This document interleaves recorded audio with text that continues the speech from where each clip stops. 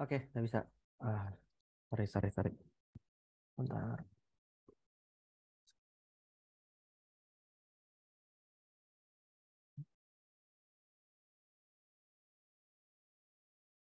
Oke. Ya, tak share screen yang tadi ya. Sebentar. Tadi kan ada sedikit soal. Ini dia. Ya,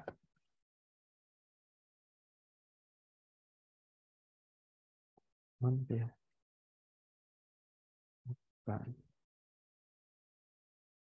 Oh iya, tadi aku masih ingat kok. Jangan lupa. Oke.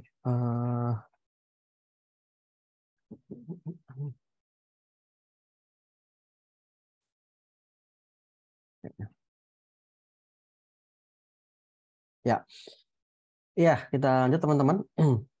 Ah, sorry ada sedikit gangguan. Udah bisa ya? Cek. Matiin videoku. Ya, semoga aman. Ya, eh kita lanjut. Jadi tadi kita udah bahas tentang kristalografis mineralogi ya. Mungkin teman-teman udah bosan juga sebenarnya. Aku coba review-review tadi.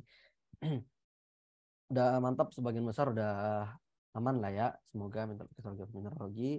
Teman-teman yang belum banyak yang belum hafal ataupun masih ada yang belum paham, boleh teman-teman langsung tanyain aja di sini atau uh, bebas lah, pokoknya teman-teman bisa nanya di grup juga. Kalau misalnya ini nanti aku, kalau ada yang belum dapat materinya bisa aku share juga ya.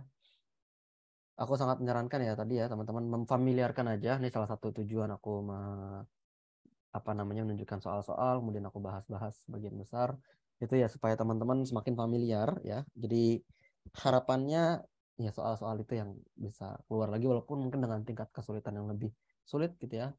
Nah, istilahnya secara basic teman-teman udah oke. Nah, seperti tadi janjiku, aku ingin memberikan sedikit ini dulu pengantar lah ya sebelum masuk ke batuan beku. Jadi tadi terakhir kan kita bahas tentang mineral ini ya. Suaraku, semoga oke, semoga suaraku jelas. Ya, nah ini mungkin bakal sering ya aku ngeliat sih sering banget muncul ya ini soal tentang mineral yang mirip-mirip ini. Dan mungkin teman-teman yang belum belum tahu dia kata kunci, salah satu kata kunci aja ini untuk membedakan mineral karbonat ya, mineral karbonat yang biasanya karbonat itu warnanya umumnya sebenarnya ya putih ya, kayak kita punya kalsit, dolomit gitu ya, siderit mungkin sedikit lebih merahan sedikit, magnesit, rhodochrosite gitu-gitu ya. Nah, yang karbonatan sebenarnya dia akan mungkin mirip-mirip dengan mineral kuarsa ya, yang khususnya kalsit sih mirip-mirip sama mineral kuarsa, mineral-mineral yang transparan dan translucent ini akan mirip-mirip gitu ya. Walaupun secara kandungan sebenarnya mereka beda lumayan jauh ya, yang satu SiO2, yang satu CaCO3. Nah, karena secara kandungan lumayan beda jauh, ini salah satu cara untuk membedakannya adalah dengan uji uh, phase test ya. Jadi uji reaksi dengan asam karbonat. Jadi phase test ini sebenarnya dia menggunakan asam klorida ya, HCl.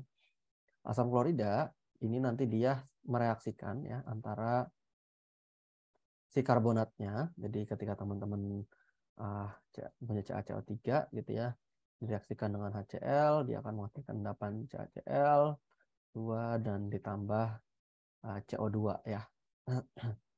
Tambah H2O. Jadi ada air, ada endapan CaCl, ada CO2. Nah, yang muncul ketika diberikan HCl adalah CO2 ini ya, gas-gas CO2 yang keluar. Jadi dia kelihatannya akan membentuk gelembung-gelembung gitu ya, bereaksi membentuk gelembung-gelembung. Nah, ini yang terjadi ketika mineral-mineral karbonat dia direaksikan dengan HCl.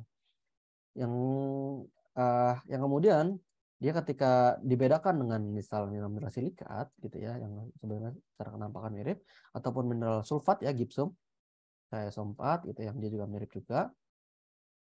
dia tidak akan bereaksi gitu ya. Uh, Tidak ngejos gitu ya, tidak istilahnya ngejos atau gelembung-gelembung itu. Sehingga kita bisa bedain, oh kalau dia kemudian dilakukan fish test ini muncul gelembung-gelembung gitu ya, bereaksi, maka dia kemungkinan karbonat, mineral karbonatan. Sedangkan ketika dia tidak bereaksi, kemungkinan dia adalah entah silika atau sulfat gitu ya, dan lain-lain ya. Yang pasti dia bukan karbonatan. Jadi ini salah satu untuk membedakan gitu ya, ini jadi saranku. Dan ini akan jadi sebenarnya kunci juga kenapa ini penting dan harus aku ini kan kunci juga untuk membedakan teman-teman nanti di batuan. Ketika teman-teman punya batuan yang mengandung karbonat, mineral-mineral karbonat, itu ya teman-teman jadi nggak cuma nguji di apa mineral doang atau tubuh mineral, tapi di batuannya itu ya. Ketika teman-teman menduga di situ ada mineral karbonat, teman-teman ke sana aja dengan HCl, jadi dengan asam klorida ini ya. Dan ketika dia kemudian bereaksi, kemungkinan besar atau ya terkonfirmasi lah bahwa itu ada mineral karbonatnya gitu ya.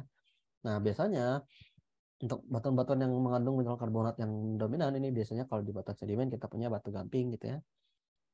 Atau ya batu pasir atau batu lempung yang dia karbonatan, ada kandungan karbonatnya. Artinya ada kandungan karbonat gitu ya. Nanti analisis bisa lebih jauh.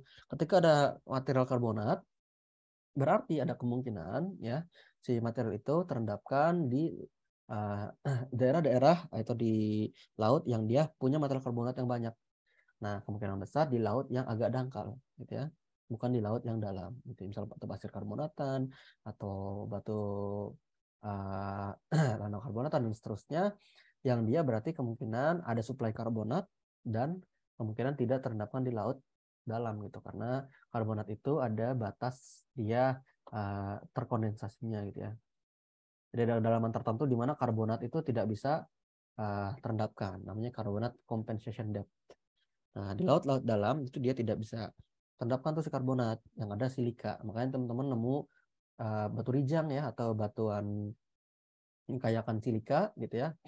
Atau batu rijang yang dia secara kimiawi silika ya terbentuk itu di laut dalam gitu ya. Di mana di zona di mana tidak ada batuan, tidak ada material karbonat gitu ya. Oh ya, oke, Eza, santai. Nah, ini penting banget. Makanya keberadaan karbonat ya pada mineral yang berarti nantinya teman-teman bisa menganalisis dalam batuan itu penting banget juga gitu ya. Nah, seperti itu. Jadi kalau kemudian teman-teman menduga itu karbonat atau bukan karbonat, oh berarti kemungkinan besar silika gitu ya. Silika berarti dia mengarah ke kebetulan batuan beku dan seterusnya. Jadi bisa ke arah sana juga. Oke. Ya itu sedikit teman-teman mungkin ya pengantar ya untuk mineral-mineral yang mirip-mirip kayak gini. Ya kalau dari soal ini sebenarnya sudah sangat jelas ya. Kita punya ini pertama ciri pertama dia bisa warna-warni. Nah, ciri untuk warna-warni ini dia berarti kan punya warna yang berbeda-beda tergantung sama pengotornya ya.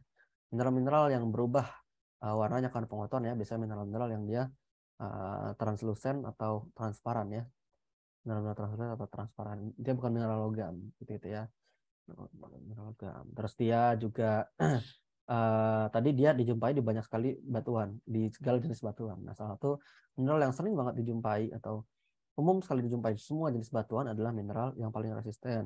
Salah satu adalah mineral kuarsa gitu ya. Dengan karbonat atau mineral kalsit ya, yang tadi salah satunya ini kalsit. Untung di sini nggak ada pilihan kalsit. Kalau di kalsit bisa jadi terkecoh gitu ya. Kalsit ini sangat jarang dijumpai di batuan beku ya. Karena dia sebenarnya secara pembentukan itu di lingkungan-lingkungan pengendapan karbonat gitu ya. Tapi mungkin juga terbentuk di batuan beku. Kapan? Ketika dia ada intrusi yang kemudian melewati batu gamping gitu ya, yang kemudian kecemplung, kemudian masuk jadi komposisi di batuan bekunya. Jadi istilahnya namanya karbonatit ya, karbonatit. Nah, ini batuan beku yang dia tinggi kandungan material karbonatnya. Nah, seperti itu ya. Mungkin ini jelas-jelas kalau ini gampang. Oke. Nah, materi selanjutnya masih berkutat dengan hari ini adalah untuk materi batuan beku ya. Aku coba masuk ke batuan beku, petrologi batuan beku, ya lanjutan lah istilahnya ya, sedikit lebih dalam. Mungkin ya teman-teman udah banyak juga mendapatkan materi tentang batuan beku dan sebenarnya bisa dibaca gitu ya. Tapi ada beberapa konsep yang mau ya apa namanya, mungkin teman-teman belum paham gitu ya, belum terlalu mengerti ya, dan atau butuh latihan gitu ya, khususnya untuk klasifikasi. Jadi aku akan coba fokuskan meteorologi batuan beku ini di bagian klasifikasi, dan juga ya kalau teman-teman punya pertanyaan untuk terkait batuan beku boleh juga. Gitu ya. Nah, misal ternyata waktunya masih cukup, aku coba langsung aja lanjut ke batuan lainnya gitu ya. Misal teman-teman udah oke di batuan beku, kita bisa langsung beranjak ke batuan sedimen atau metamorf. Jadi ada yang mau ditanyakan dulu teman-teman? Atau mungkin teman-teman ada request terkait batuan beku, ada yang mau Kak coba bahas part ini gitu? Coba silakan kalau teman-teman punya request atau ada sedikit uh, pertanyaan, ya bisa banget kalau teman-teman mau nanya. Belum ada? Oke, ya. Oh ada. Oh, tips untuk klasifikasi. Oke, benar. Nanti akan aku bahas ya. Jadi di sini akan aku coba fokuskan ke klasifikasi. Jadi akan aku kasih nanti tips-tips untuk klasifikasinya ya. Oke. Ya, sambil jalan ya. Mungkin teman-teman kalau ada yang mau request juga nggak apa-apa, bilang aja nanti di kolom chat. Nah, seperti biasa sebenarnya aku udah nyiapin untuk apa namanya pretest dulu ya, sedikit refreshing. Nah, tapi sebelum ke sana aku coba ini dulu ya, kasih pengantar, kasih pengantar.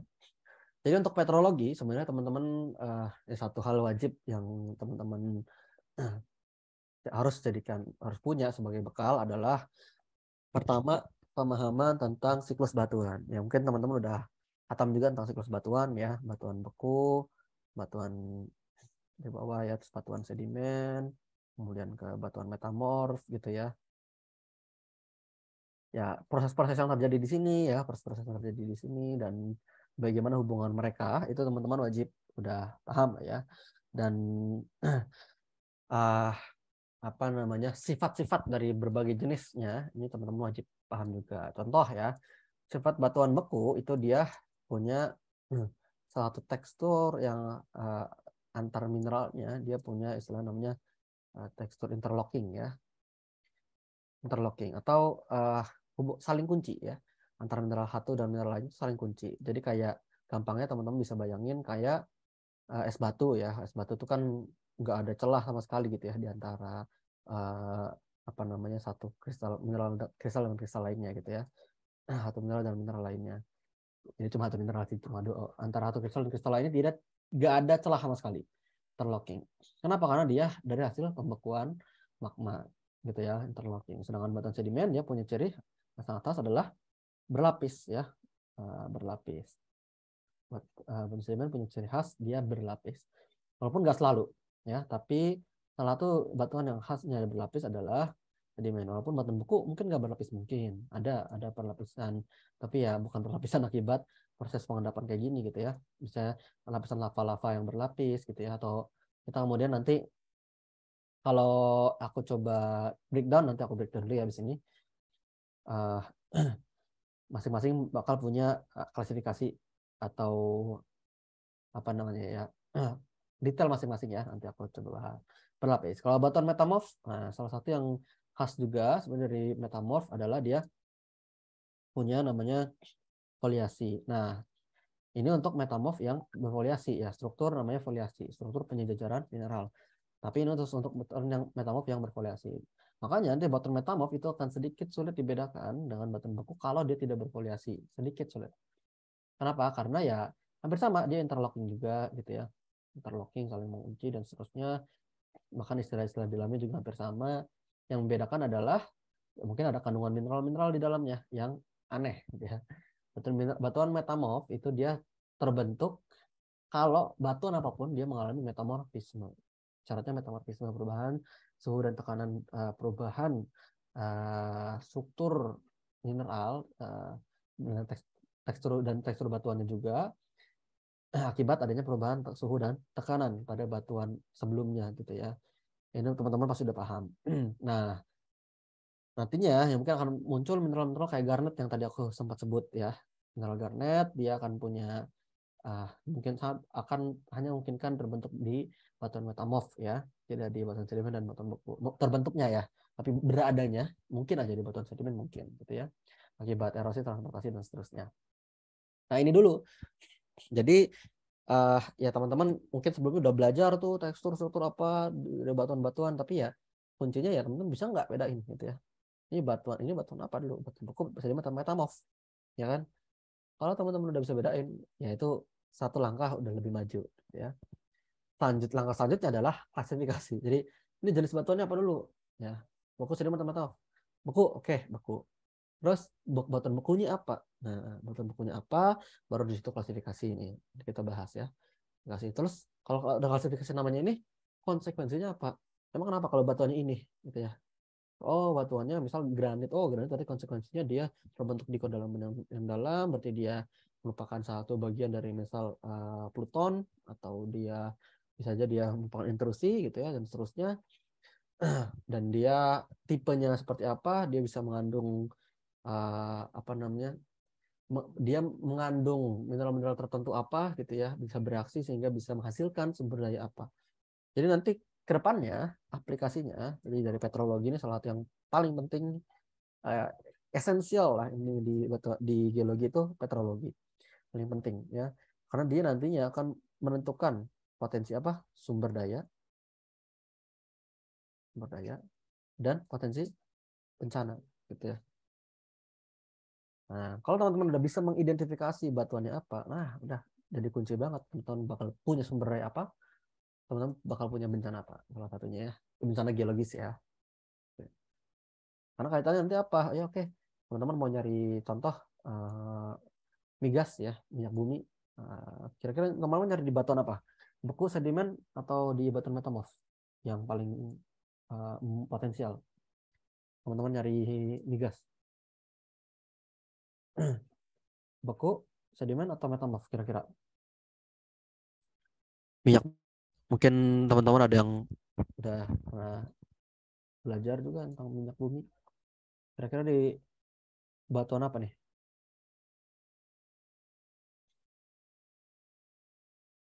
Di batuan? Cek cek. Suaraku jelas gak ya, guys?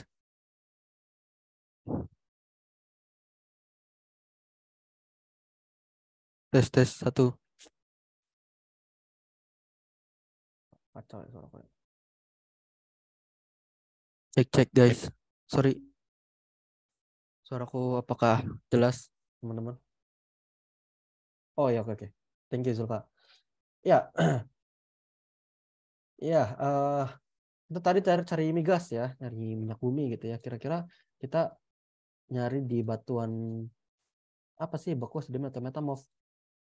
Jelas. Nah, minyak bumi ya, nah, petroleum kita harus salah satu ya. Jadi walaupun tidak hanya gitu ya, salah satu yang paling potensial atau yang ya selama masih ada ya kita cari di situ adalah batuan sedimen. Kenapa? Karena kata kuncinya ini aja. Metamorf sama beku itu tuh punya tekstur interlocking. Dia saling mengunci, nggak ada pori. Kita nyari fluida, masa nyari di batuan yang nggak ada porinya? Nah, fluida dia cuma bisa tersimpan pada batuan yang ada rongga gitu ya. Ada ruang di situ untuk fluida, dalam hal ini minyak ya, ataupun gas ya, untuk tersimpan di situ. Nah, batuan yang tidak yang punya pori ya, nanti berpotensi besar, itu cuma batuan sedimen dibandingkan dengan batuan beku dan batuan metamorf. Gitu. Jadi ketika teman-teman nanti ya minimal konsep dasarnya itu, batuan sedimen dia akan punya karena dia tidak interlocking tadi ya. Nah, dia tersusun atas butir-butir ya. Nah, mau gimana pun ya, dia mesti aja masih ada porinya. Ya nih, ini ya. Ada aja porinya, ada. Nah, ada rongga-rongga di sini. Nah, rongga-rongga inilah yang nanti akan terisi dengan minyak bumi gitu intinya. puncak bumi. Kalau nyari batu bara tuh masuknya apa sih guys? Dia batuan sedimen, beku atau metamorf? Ada yang tahu? Batu bara atau pernah dengar kan ya batu bara ya? Coal. Bahasa Inggrisnya adalah coal. Coal atau batu bara, dia adalah batuan apa nih guys? Beku, sedimen atau metamorf?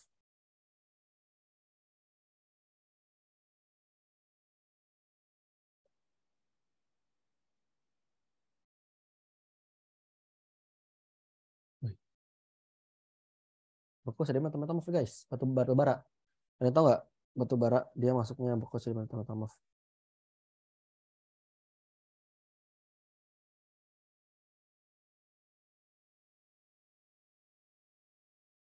Nice. Oke, Sulfa dan Paris, thank you. Mantap. Nah, iya, sedimen ya. Nah, kenapa sedimen? Nah, di sini kita bahas. Oke, kunci ini dulu ya guys. Jadi ada kalau kita nyari batu bara, ya kita cari di batuan sedimen dong, gitu ya. Nggak nyari di yang dia settingnya batuan beku atau batuan metamorf, gitu ya. Tadi kita nyari apa di Bangka Belitung tadi ya. Kita nyari kita punya batuan beku, apakah kita berharap situ ada batu bara, gitu ya? Di daerah-daerah di zona-zona intrusi itu, kan enggak juga gitu ya. Mungkin di daerah-daerah lainnya mungkin ya gitu ya. Cuma ketika kita nyari batu bara berarti kita nyari setting dia sedimen.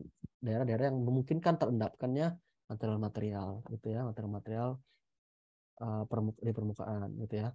Terus kalau sumber daya itu, kalau bencana, nah bencana ini kaitan juga dengan batuan ya. Ya jelas kita apa? Kita teman-teman bikin punya rumah, maksudnya berada di sekolah atau di rumah saat ini, ya kan, yang berdiri di atas pondasinya berdiri di atas batuan tertentu gitu ya. Nah, batuan-batuan ini akan punya konsekuensi masing-masing gitu ya. Ketika teman-teman apa bikin pondasi di batuan sedimen yang kemudian miring kayak gitu ya, miring gitu ya. Dia ada slope, kemudian dia berlapis kayak gini ya, dibandingkan dengan batuan beku ya yang dia keras banget gitu ya, keras teman-teman apa dan dia ini teman-teman bikin rumah di situ, kira-kira akan lebih mudah longsor batuan sedimen yang A atau batuan beku yang B secara penampakan awal? Lebih mudah longsor batuan sedimen atau batuan beku menurut teman-teman? Potensi longsornya.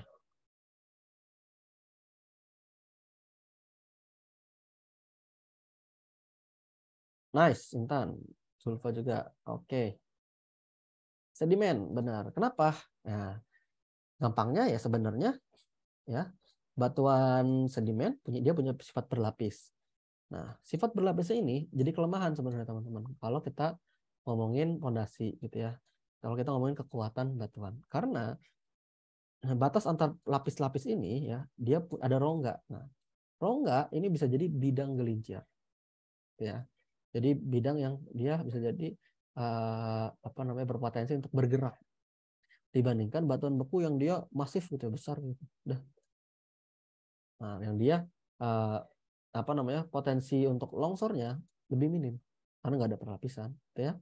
Dibandingkan dengan batuan sedimen yang dia berlapis, kemudian kita punya miring juga, ada lereng juga. Nah, lebih besar potensi longsornya dan seterusnya. Ini salah satu ya contoh kecil ya untuk kita kaitkan dengan sumber daya dan juga bencana dari suatu batuan tertentu gitu ya. Jadi masih contoh kecil ya, tapi dengan sedikit pemahaman ini teman-teman jadi bisa mempertimbangkan gitu ya.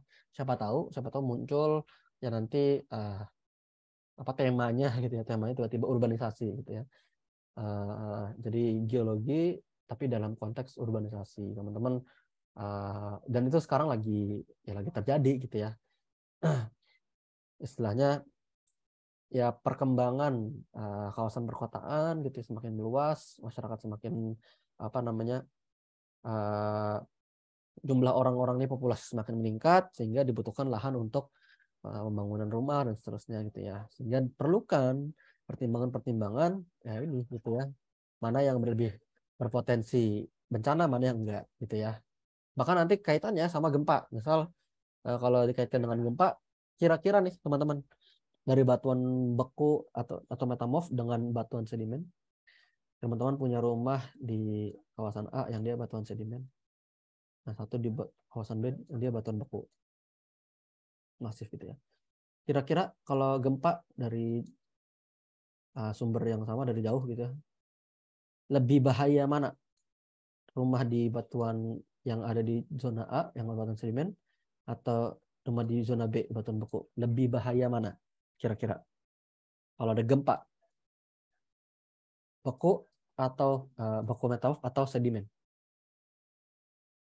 A ini sedimen, B ini beku metamorf. Kira-kira lebih bahaya mana? A, kenapa Zulfa? Kenapa lebih bahaya tuh di sedimen? Kalau ada gempa bumi, apa tuh yang terjadi?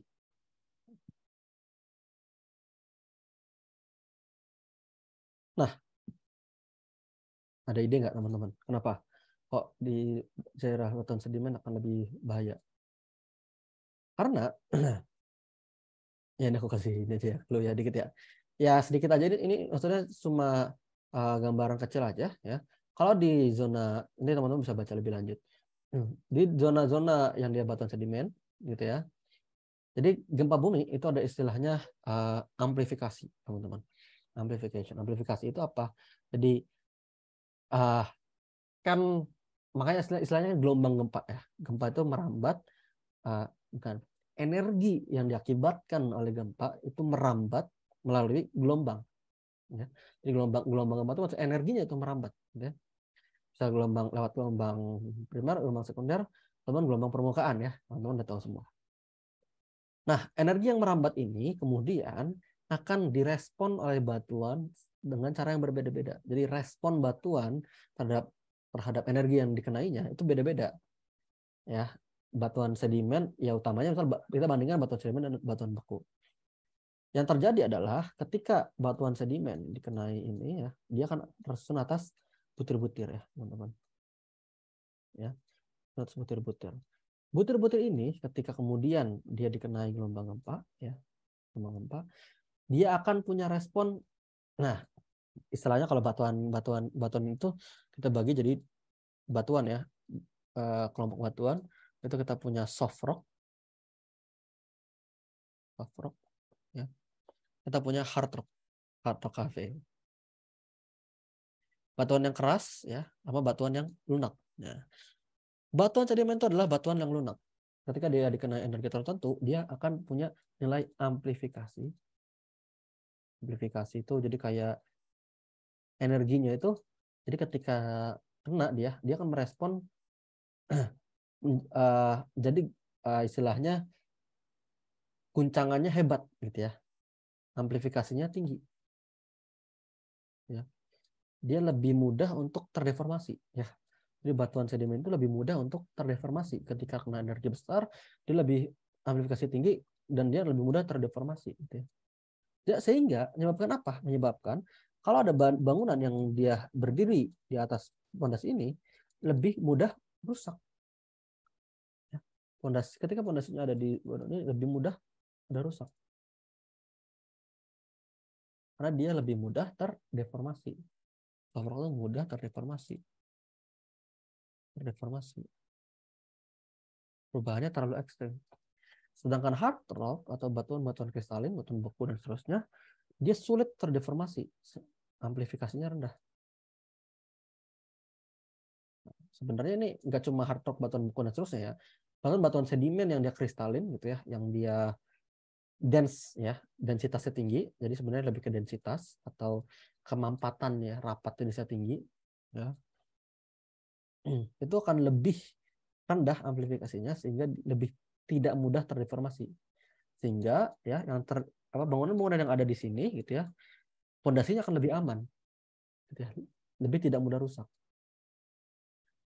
Nah, emang pertanyaannya apa pentingnya sih Kak belajar kayak gini gitu ya? Jangan salah teman-teman. Kasusnya udah terjadi gitu ya.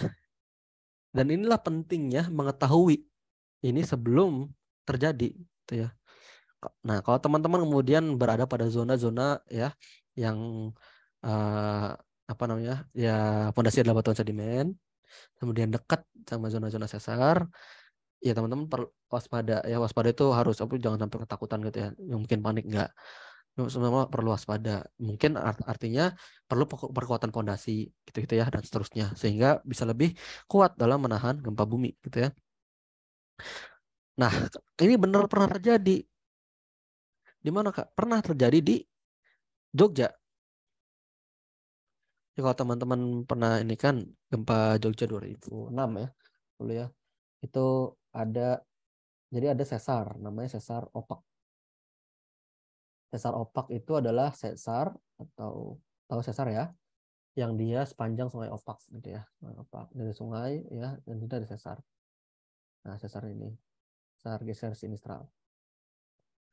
Terus di sini ada Jogja ya, di sini Jogja ya, di sini ada daerah sini adalah Gunung Kidul. Daerah sini adalah Klaten. Ya. Di sini adalah Bantul ya. Apa yang terjadi teman-teman? Nah, yang terjadi kayak gini. Ini Klaten ini dan Bantul ini adalah dia tersusun atas batuan sedimen, mostly sedimen. Gunung Kidul ya, Gunung Kidul campuran, tapi sebagian besar dia ada breksi gunung api, jadi ada gunung api ya sedikit lebih dense dan juga batu gamping yang dia lebih dense, densitasnya tinggi, batu gamping kristalin. Apa yang terjadi? Yang terjadi gempa di sini nih teman-teman, atau rada bawah dikit ini. Gempa itu lebih dekat ke Gunung Kidul sebenarnya. Tapi apa yang terjadi? Yang hancur habis-habisan mana? Di sini Klaten, di Bantul. Hancur, hancur. Kenapa? Karena apa? Karena perbedaan litologi, perbedaan batuan. Nah, ini aja. Yang artinya ya kalau teman-teman siapa tahu muncul ya soal-soal kayak gini ya. Ya ini intinya adalah perbedaan batuan yang artinya dia punya kekuatan yang berbeda-beda, respon juga berbeda-beda akan pengaruhi potensi dari bencana yang ada gitu ya. Karena teman-teman udah sedikit tahu lah ya, atau emang sebelumnya udah pernah tahu. Intinya kalau kemudian muncul soal-soal logika seperti ini ya, teman-teman bisa kemudian menjawab ya kira-kira gambarannya seperti apa gitu. Mungkin ya soalnya akan lebih kompleks atau sedikit lebih apa namanya mendasar gitu ya. Tapi ya intinya kasusnya seperti ini gitu. Teman-teman bisa membayangkan intinya nantinya ya. Oke. Jadi beda beda litologi ya, dan litologi atau perbedaan batuan, litologi ini atau batuan ya, dia akan mempengaruhi perbedaan sumber daya alam ya, mengenai potensi dan juga potensi bencana ya. Ya, sumber daya alam dan potensi bencana. Nah, ini dua hal yang paling penting ya, istilah aplikatif untuk teman-teman coba bisa lebih lanjut gitu ya, paham lebih lanjut. Karena aku yakin teman-teman ya secara dasar udah paham lah ya litologi dan seterusnya seperti apa. Oke, ini ya mungkin ya sedikit bekal ya buat teman-teman nanti dalami lebih lanjut terkait ini. Oke, ada yang mau ditanyakan sementara teman-teman? Sedikit aplikasi. Nanti mungkin akan kita lebih dalami ya di masing-masing meteorologi. Untuk saat ini kita bahas dulu di batuan buku. Oke. Nah, mind map-nya ini aku coba gambarkan lagi dulu ya. Mungkin teman-teman udah paham juga sebenarnya batuan beku ya. Tapi nggak ada salahnya aku coba gambarkan dulu. Batuan beku, batuan beku itu sebenarnya teman-teman kita gampangnya ya bagi menjadi dua. Batuan beku yang fragmental dan batuan beku yang non fragmental. Ya ini mungkin udah tahu juga teman-teman ya. Nah, batuan beku fragmental itu apa? Nah, istilah lainnya adalah batuan beku piroklastik ya. Tersusun atas fragmen-fragmen material magmatik ya. Fragmen ya, tersusun atas fragmen-fragmen pecahan-pecahan dari atau hasil dari letusan ya. Piro itu api, klastos itu pecahan-pecahan ya. Nah, piroklastik nanti kita sebenarnya ya, istilah piroklastik ini ya teman-teman. Dalam piroklastik ini sebenarnya dia bisa diindikan hasil ya atau produk primer dari letusan gunung api ya. Jadi piroklastik ini adalah anak pertama dari letusan gunung api. Anak pertama ya. Jadi produk primer ya. Jadi kalau gunung api teman-teman lihat gunung api meletus, jebret gitu ya. Jebret gitu ya. Dia kan ada abu yang ke atas gitu ya, ada yang dia menyusuri lereng gini ya. Ada yang setelah menyusuri dia mengembang. Nah, yang ke atas ini namanya piroklastic fall, yang menyusuri lereng namanya flow, yang mengembang dari flow ini namanya surge. Ya. Tadi teman-teman udah pernah ngerti. Setelah menjadi produk primer, kalau dia transportasi ya, ada apa namanya runtuh gitulah intinya. Nanti dia masuk ke vulkanoklastik ya. Jadi istilah namanya vulkanoklastik. Terus nanti kalau udah tertransportasi lagi ke bawah air, bawah apa, tapi dia masih material sedimen, namanya vulkanogenik. Itu ada istilah-istilah ya. Vulkanoklastik, vulkanogenik. Dan anak keduanya vulkanoklastik, anak ketiganya adalah vulkanogenik. Ya. Nah, piroklastik itu ada 3 tadi ya, piroklastik flow, piroklastik surge. Mungkin teman-teman udah tahu juga. Batuan yang terbentuk akibat piroklastik fall, teman-teman tahu banyak istilahnya. Kita punya ya, kita punya tuff ya, kita punya lapili ya. Ini batuan-batuan yang utama aglomerat ya, bereaksi vulkanik dan seterusnya. Piroklastik ya. Flow dan surge biasanya dia ada istilahnya namanya ignimbrite. Ignimbrite adalah produk ya, nama batuan ya, kelompok batuan yang dia berbentuk akibat piroklastik fall dan juga piroklastik surge. Salah satu ciri piroklastik surge dia cirinya ada crossbed ya. Salah satu yang menciri banget ya, crossbed ada piroklastik surge. Oke. Nah, ya mungkin ini bisa teman-teman baca lebih lanjut untuk yang fragmental.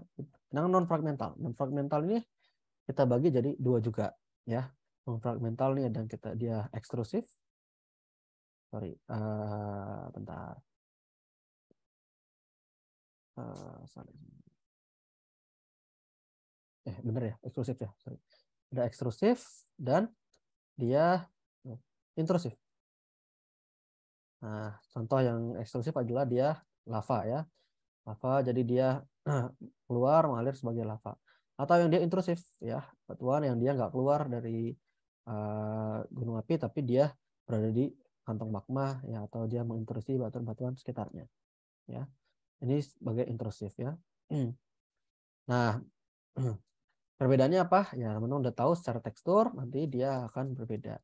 Secara tekstur ya, secara tekstur dia akan lebih, yang eksklusif dia akan lebih halus ya, atau istilahnya adalah avanitik ya. Avanitik. Sedangkan intrusif adalah dia secara tekstur lebih kasar ya, atau dia aneritik ya. Nah, itu intrusif, eksklusif. Seperti ini ya, batuan beku kita punya fragmental, itu piroklastik, dan non fragmental ya, dia punya eksklusif, intrusif gitu ya. Kemudian ya ini jadi istilahnya dia kondisi si magma ya ketika kemudian mau membeku ini akan sangat mempengaruhi gitu ya, dia bakal jadi batuan apa gitu. Kalau kemudian dia ikut letusan eksplosif ya, maka dia akan membeku dengan sangat cepat sehingga menghasilkan material-material piroklastik dan terbentuk batuan-batuan piroklastik.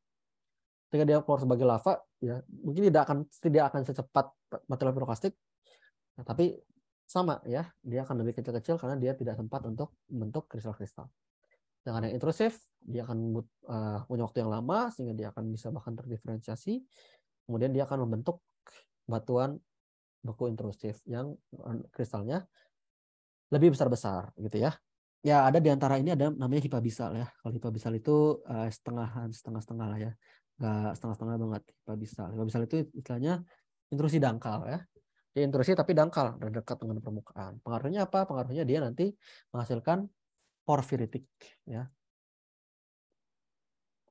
Tekstur porfiritik. Kalau tadi afanitik itu halus semua, faneritik itu kasar semua. Kalau porfiritik dia ada kasar ada halus, gitu ya. IPA bisa. Seperti itu untuk batuan buku. Mungkin teman-teman udah ini udah hafal parah ya. Apa? Nah, yang terjadi selanjutnya dari selanjutnya. Batuan beku ini ya kita klasifikasikan berdasarkan apa? Tekstur dan komposisi ya. Komposisi. Nah, salah satu yang paling penting dulu untuk kita identifikasi adalah teksturnya. Apa yang paling penting dari tekstur batuan beku yang paling menonjol adalah kristalnya ya. Nah, kristalnya dari segi apa? Pertama adalah dari tingkat keseragaman ya. Seragaman. Mungkin teman-teman udah tahu ini ya. Seragaman. Mau review aja. Seragaman dibagi jadi dua. Yang satu seragam, yang satu tidak seragam ya. Kalau seragam berarti dia equigranular. Nggak tahu ya. Granular, yang satu inequigranular. Nah, equigranular dia bisa berupa faneritik atau afanitik. Kalau inequigranular istilah lainnya adalah porfiritik ya. Porfiritik, dia bisa porfiroafanitik. Ketika masa dasarnya dia halus, tidak bisa nampak oleh mata. Sedangkan ada faneroporfiritik. Ketika masa dasarnya bisa dilihat dengan mata telanjang. Faneroporfiritik. Nah, ini yang tadi porfiritik tadi ya, kebagi jadi dua. Nah, ukuran kristal ini ya secara umum kita akan lihat ya, apakah dia besar-besar atau dia kecil-kecil ya secara umum ya. Kalau dia besar-besar berarti dia faneritik, kalau dia kecil-kecil namanya afanitik ya. Karena ini nanti akan berpengaruh ke namanya gitu ya. Secara umum ya besar atau kecil ukuran kristalnya. Yang besar berarti dia waktu untuk membekunya dia rada lama gitu ya. Sedangkan yang kecil-kecil waktu membekunya rada cepat. Dengan cara komposisi, ya teman-teman udah paham, pasti kita punya batuan beku yang asam, intermediate, basa, dan ultra basa. Nah, seperti ini ya, secara umum. Jadi nanti apakah dia faneritik asam, faneritik basa, faneritik ultra basa, faneritik asam, faneritik basa, ultra basa. Itu uh, secara umumnya seperti itu. Ada yang mau ditanyakan, teman-teman? Sementara sebelum aku masuk ke sedikit klasifikasi yang sederhana, ya mungkin udah tahu juga, aku refresh sedikit. Batuan beku udah aman ya, teman-teman ya. Overview sedikitnya. Atau mau dicatat dulu, atau mau di screenshot dulu nggak apa-apa. Tapi udah ada di rekaman kalau misalnya mau ini. Tulisannya jelek banget ya. Sorry guys. Oke lah ya. Oke. Nah, selanjutnya, nah tadi ya dia berdasarkan tekstur, tekstur dan komposisi. Ya, teman-teman udah pasti udah tahu nih ya. Secara tekstur dia kebagi jadi faneritik atau plutonik nama lainnya ya, atau intrusif ya. Dia afanitik atau vulkanik atau eksklusif ya istilah lainnya nih ya. Gitu. Terus secara komposisi dia asam, intermediate, basa, ultra basa ya. Nah, ini gampangnya kayak gini. Terus apa? Asam faneritik ya gampang ya, granit. Asam intermediate faneritik diorit, basa faneritik gabbro, ultra basa faneritik peridotit ya. Asam afanitik riolit, intermediate afanitik andesit ya. Basa basaltik, basal, sorry basal, ultra basa nikomatit. Nah, ini klasifikasi paling sederhana, teman-teman sudah tahu semua gampangnya. Ini kalau teman-teman kaitkan dengan reaksi Bowen, ya teman-teman akan menemukan kayak gini. Nah, ini sorry, salah. Nah, ini. Kalau di reaksi Bowen, teman-teman akan punya seperti ini. Nah, ini paham. Ini discontinuous, ini continuous. Ya. Ini olefin, ya, roxen, hornblende, biotit. Ini plagioklas, direct plagioklas. Terus ini teman-teman punya muscovite, orthoklas, muscovite sama kuarsa. Nah, istilah kayak gini. Paham? Kebayang nggak?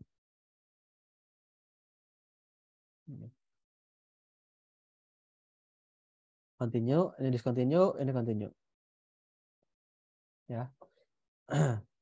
Jadi gampangnya ya semakin ke bawah untuk direct bowen ya, semakin dia asam, ya kan. Jadi kalau ya gampangnya teman-teman akan menjumpai mineral-mineral yang ada di direct extinction bowen bagian bawah untuk batuan asam dan intermediate gitu ya. Atau, sedangkan untuk yang bagian atas ada olivin, pyroxene, unben, teman-teman akan menjumpai di uh, batuan beku yang komposisinya basa dan ultra basa gitu ya. Plagicals juga plagicals bagian atas akan di ultra basa intermediate gitu ya. Sedangkan kuarsa itu di batuan beku asam. Ini yang sederhana ya. Ini ya sebenarnya kunci banget juga buat teman-teman memahami dulu. Oh, jadi reaksi bawaan atas itu untuk yang basa ultra basa, tengah intermediate, semakin bawah dia semakin asam gitu ya. Terus ada konsep ini juga teman-teman. Ini satu konsep yang teman-teman wajib tahu juga. Jadi ada yang tahu kan magma itu apa teman-teman? Magma itu adalah lelehan silikat ya, silikat pijar yang dia berpijar gitu ya. Warnanya kayak api gitu ya, berpijar. Dia lelehan silikat. Magma itu ya silikat sebenarnya teman-teman. Silikat itu ya Si, utamanya sebenarnya Si dan O. Tapi ya nggak cuma Si dan O ya. Kandungan-kandungan lainnya inilah yang akan menentukan si magma ini bersifat apa. Dan sifat magma inilah yang akan menentukan dia jadi batuan beku apa gitu. Jadi ya batuan beku ya kalau batuan sedimen itu tergantung sama material asalnya, batuan metamorf itu batuan sebelumnya apa. Kalau batuan beku ya tergantung sama magmanya gitu. Kalau magmanya sifatnya asam, nah gitu ya.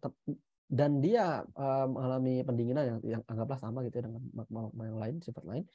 Jadi akan menjadi batuan beku yang asam gitu ya. Kandungan asam dan enggaknya dilihat dari mana? Nah, kandungan asam dan enggaknya itu dari satu magma itu tergantung kandungan silikat dan kandungan Fe kalau di sini ya FeMg mineral kandungan unsur-unsur Fe dan unsur Mg. Semakin banyak FeMg ferromagnesian ini mineral unsur Fe dan Mg pada magma semakin membuat dia basa gitu ya teman. Atau kalau di sini di plagioklas dia semakin banyak Ca semakin dia basa, semakin banyak Na dia semakin asam. Nah, logikanya gini sebenarnya teman-teman. Kalau teman-teman ya teman-teman udah hafal lah ya dari reaksi Bowen ya. Logika sederhananya adalah ya magma tuh semakin lama dia semakin membeku. Seiring dengan dia membeku dia akan bereaksi ya dengan lain-lainnya. Ketika si magmanya silikatnya sedikit, artinya jadi kayak harus bergantian. Kalau silikat sedikit kemungkinan besar berarti FeMg-nya banyak ya. FeMg banyak berarti silikatnya ini bereaksi dengan FeMg menghasilkan ferromagnesian silikat mineral. Contoh ferromagnesian silikat mineralnya apa? Ada olivin, ya, ada ada pyroxene, gitu ya, hornblende. Dan seringnya ya dan mesti ya dia akan silikatnya akan habis dulu sebelum sampai dia membentuk bahkan ya orthoklas atau muscovite. Ya, silikatnya habis dulu dia sebelum membentuk orthoklas atau muscovite. Ya syukur-syukur kalau ada orthoklasnya sedikit gitu ya. Sehingga yang terbentuk ya udah batuan yang dia sifatnya basa ultra basa. Dan kuarsa itu SiO2, teman-teman. SiO2 murni. Artinya, ini silikat murni yang artinya kalau terbentuk kuarsa berarti udah nggak ada perintilan-perintilan lain ini. MgFe-nya udah habis atau bahkan ya, dari awal dia emang nggak ada gitu ya. Ada K juga dengan ada K untuk ortoklas gitu ya. Gitu ya. Ada K, ada C, ada udah habis sampai intinya sisa silikatnya aja. Nah, makanya nanti ya kandungan kuarsa ada apa enggaknya kuarsa gitu ya itu akan sangat penting sekali untuk penamaan batuan ya. ada nggak sih SO2-nya? Ya, ada nggak nih? Nah, sorry, ada nggak kuarsanya? Karena kalau ada kuarsa, wah dia berarti emang kandungan silikanya banyak banget dan sampai membentuk kuarsa SO2 murni gitu, kuarsa murni. Dan tadi kan kuarsa itu bentuknya seringnya amorf ya. Kenapa kuarsa dibentuk amorf? Karena kuarsa itu terbentuk di akhir, dan terbentuk di akhir berarti yang lain udah kebentuk kristal-kristal, kuarsa tinggal ngisi rongga-rongganya. Karena ngisi-ngisi rongga ini, jadi dia nggak punya bentuk yang oke banget gitu ya kalau di batuan beku. Jadi ya udah amorf gitu, bentuknya ya tergantung wadahnya. Ya. Nah, kalau si kuarsanya kalau kita nemu kuarsa, wah berarti oke, udah minimal dia intermediate gitu ya. Minimal dia intermediate, ya mentok-mentok kalau banyak dia bisa sampai asam. Kalau nggak ada kuarsa, udah berarti kemungkinan besar fix dia basa, ultra basa gitu ya. Kalau nggak ada kuarsa fix dia basa ultra basa. Gitu ya. Lebih lagi bisa dikonfirmasi lagi dengan keberadaan olivin ya. Jadi olivin dan kuarsa ini mineral antipati yang sangat penting banget ketika teman-teman mau mengklasifikasi. Kuncinya ada kuarsa apa enggak, kalau nggak ada cari ada olivin apa enggak gitu ya. Kalau ada olivin fix udah pasti fix basa ultra basa. Tapi kalau olivin nggak ada tapi kuarsa juga nggak ada, ya berarti dengan basa. Kalau ada minimal intermediate gitu ya teman-teman ya. Jadi itu salah satu kunci ya dari konsep ya sedikit lebih mendalam. Teman-teman punya reaksi Bowen ini ya, dan teman-teman punya ya apa namanya klasifikasi sederhana ini. Selanjutnya kita akan coba masuk ke klasifikasi yang lebih dalam. Tapi sebelum itu, mari kita coba pretest dulu. Ada yang mau ditanyakan dulu teman-teman terkait mengantar batuan ini ya, mengantar batuan dan sedikit review batuan beku. Ada yang mau tanyain?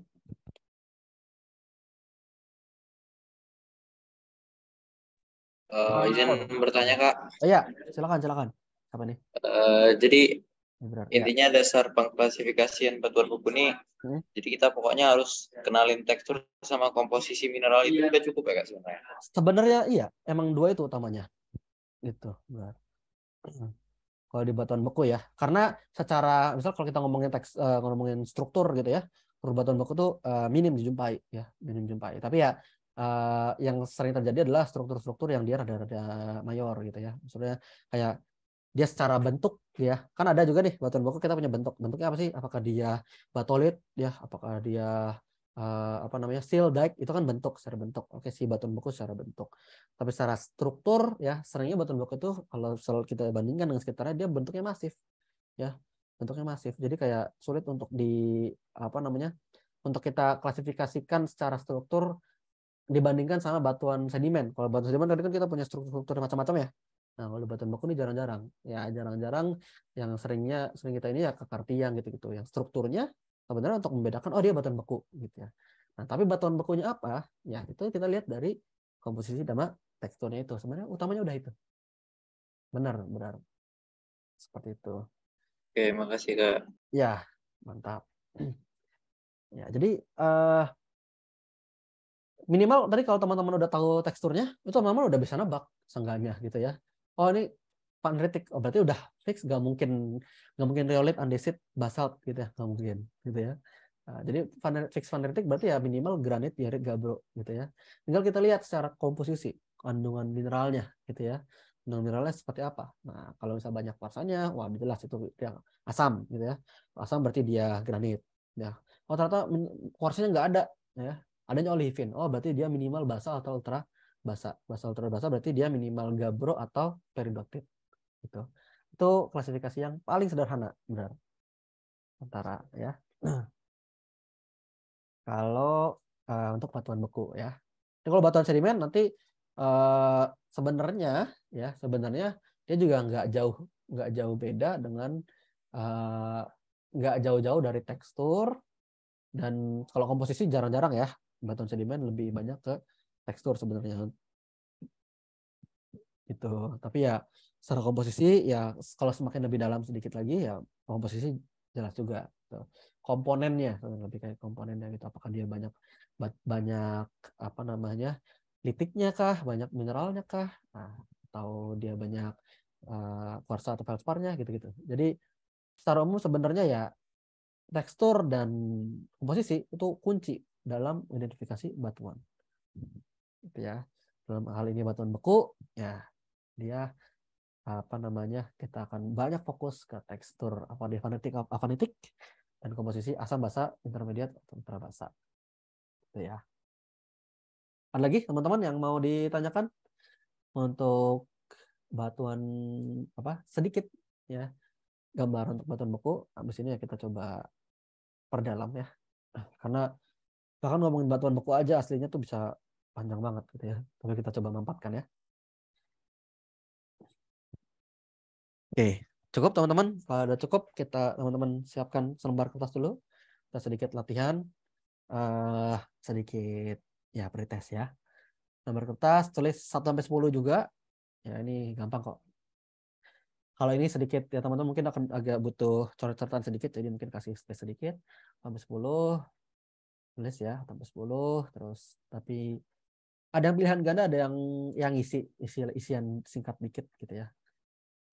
Jadi siapkan space aja sedikit.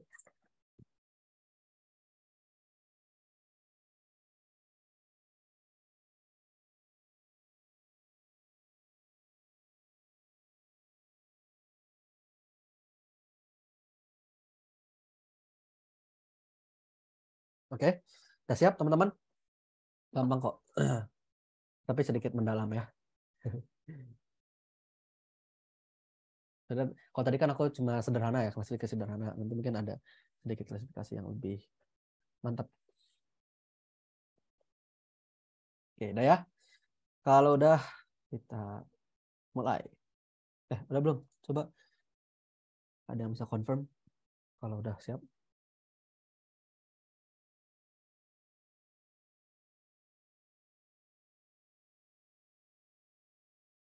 Insya Allah sudah, Kak. Oke, mantap. Siap. Oke. Nanti kalau yang ini kurang mantap, aku banyak kok soal latihan-latihan aku. Oke, pertama. Ini masih overview juga. Ada 3 batuan berbeda, ada batuan A, batuan B, batuan C. Ya, 2 di antara batuan itu adalah basalt dan batu gamping. Oke.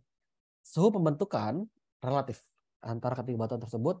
TA atau suhu pembentukan batuan A itu lebih besar dari suhu pembentukan batuan B, dan suhu pembentukan B lebih besar dari suhu pembentukan batuan C. Ya, TC. Berdasarkan informasi tersebut, pilihlah pernyataan di bawah ini yang benar. Kira apa nih? Nah, 2 di antara batuan itu adalah basalt dan gamping. Apakah A batu gamping? Apakah B batu skis? Apakah B adalah konglomerat? Apakah C adalah basalt? Apakah C adalah marmer? Kira-kira yang mana? Silahkan jawab dulu di atas teman-teman. Nanti kita bahas setelah semua soal selesai.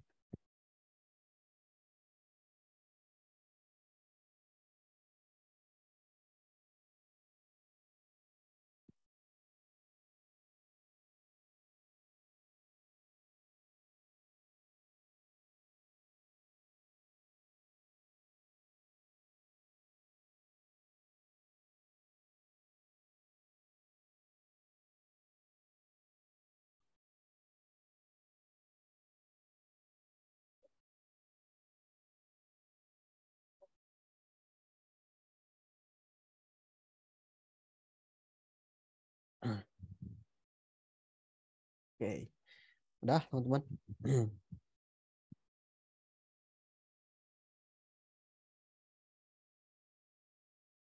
Oke. Bisa lah ya. 5 detik lagi. 5, 4, 3, 2, 1. Oke. Lanjut ya. Soal nomor 1. Oke ya. Nomor 2. Oke. Nah, daerah sebelah selatan dari Kecamatan Palu Barat tidak mengalami likuifaksi pada saat gempa. Nah, hal ini disebabkan karena permukaannya merupakan batuan beku kristalin. Batu ini memiliki ciri sebagai berikut. Warnanya cerah, kristal 2-4, tekstur dendritik, kalau kristalin punya komposisi 22% kuarsa, 8% albit, 9% oligoklas, 31% ortoklas, 5% sardin, dan sisanya merupakan mineral jejak. Batuan ini apa? Ini kok kasih, gua kasih ini ya. Apa nama bantuannya?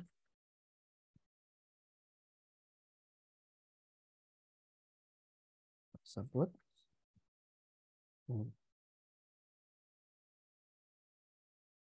Nah, apakah granit? Apakah dasar diorit? Karbonhidrat? Dorit. Nah, ini butuh sedikit membayang-bayangkan. Jadi mungkin aku kasih waktu lah, teman-teman. Silakan. Kasih waktu berapa ya? 1 menit lah ya. Hitungan 1 menit kecepatan. Ya 2 menit. Ya, sampai 20 ya waktunya. Silakan.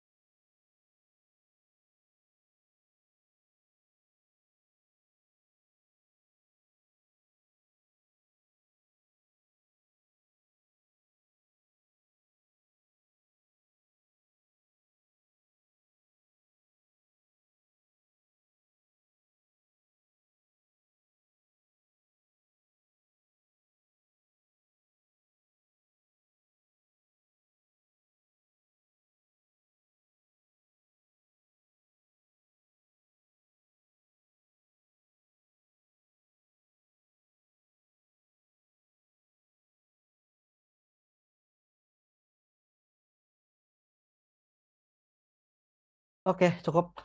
Ya, udah. Lanjut ya, teman-teman. Nomor 3. Salah.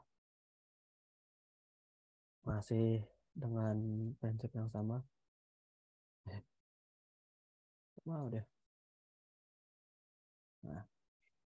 Dari hasil pengamatan didapatkan bahwa mineral penyusun batuan buku A adalah warna kelas 30%, plagia kelas 30%, hornblende 15%, biotit 10%, ya, muscovite 10%, dan quartz 5%. Apa nama batuan beku tersebut? Nah, dalam hal ini kita mau kasih clue ininya adalah batuan beku Van Rietvink ya. Ini yang kan belum ada di ini. Dia Van Rietvink. Van Rietvink ya. Van Rietvink artinya intrusif ya. Nah, kira-kira dia nama batuan bekunya apa? Ya.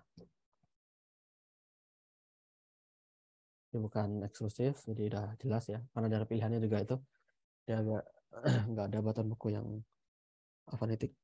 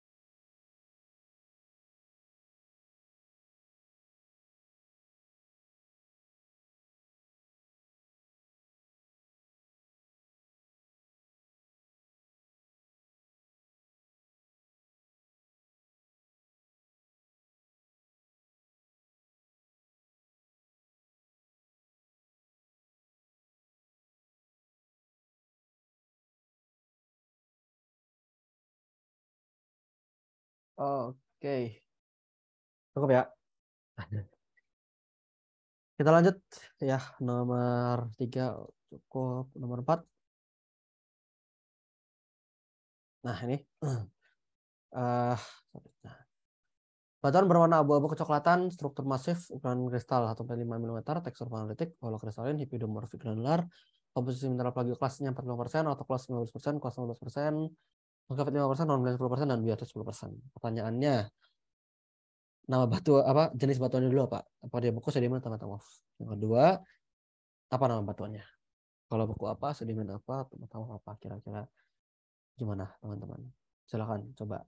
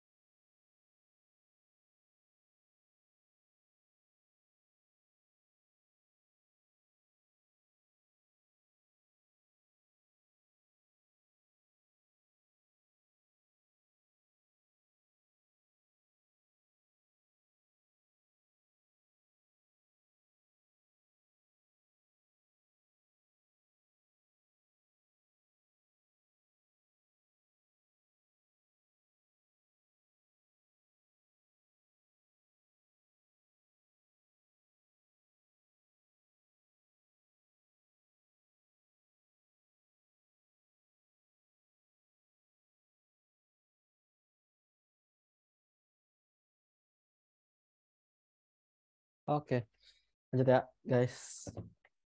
Soalnya ternyata begini semua ya. Mungkin ada yang udah pernah tahu klasifikasi IGS, mungkin akan langsung bisa menangkap kira-kira apa ya. Oke, lanjut. Nomor 5 masih sama beda persentase dan beberapa tekstur. Pertanyaannya, batuan berwarna putih kemerah-merahan, strukturnya masif, ukuran kristalnya phenocryst dia 0,5 sampai 3 mm, massa dasarnya kurang dari 0,5 mm, teksturnya porfirofanitik.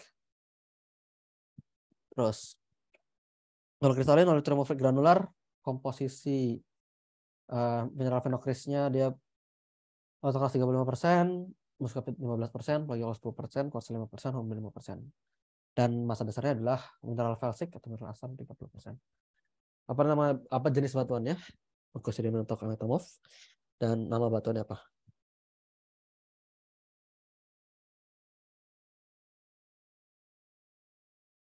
Kalau yang belum pernah dengar diagram IGS bisa kira-kira dari apa namanya tadi yang aku tunjukin ya, dan dari atraksi Bowen dihubungkan dengan klasifikasi sederhana dari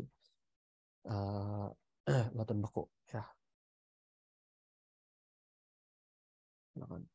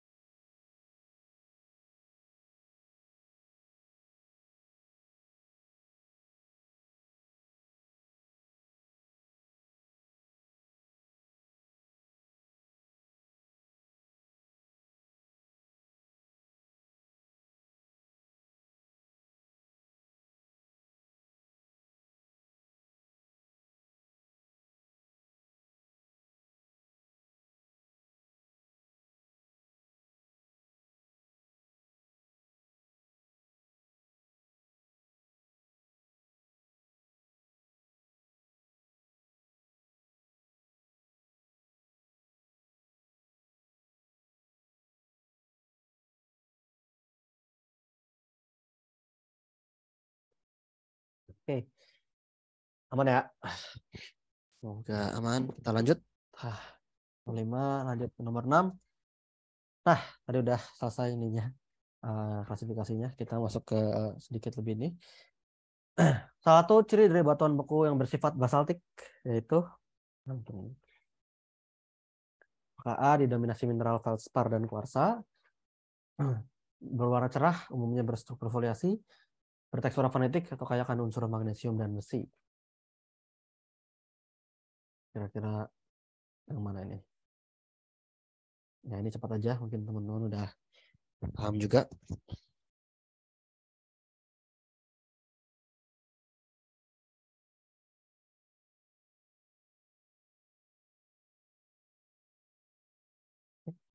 Aman ya? Oke. Udah sama?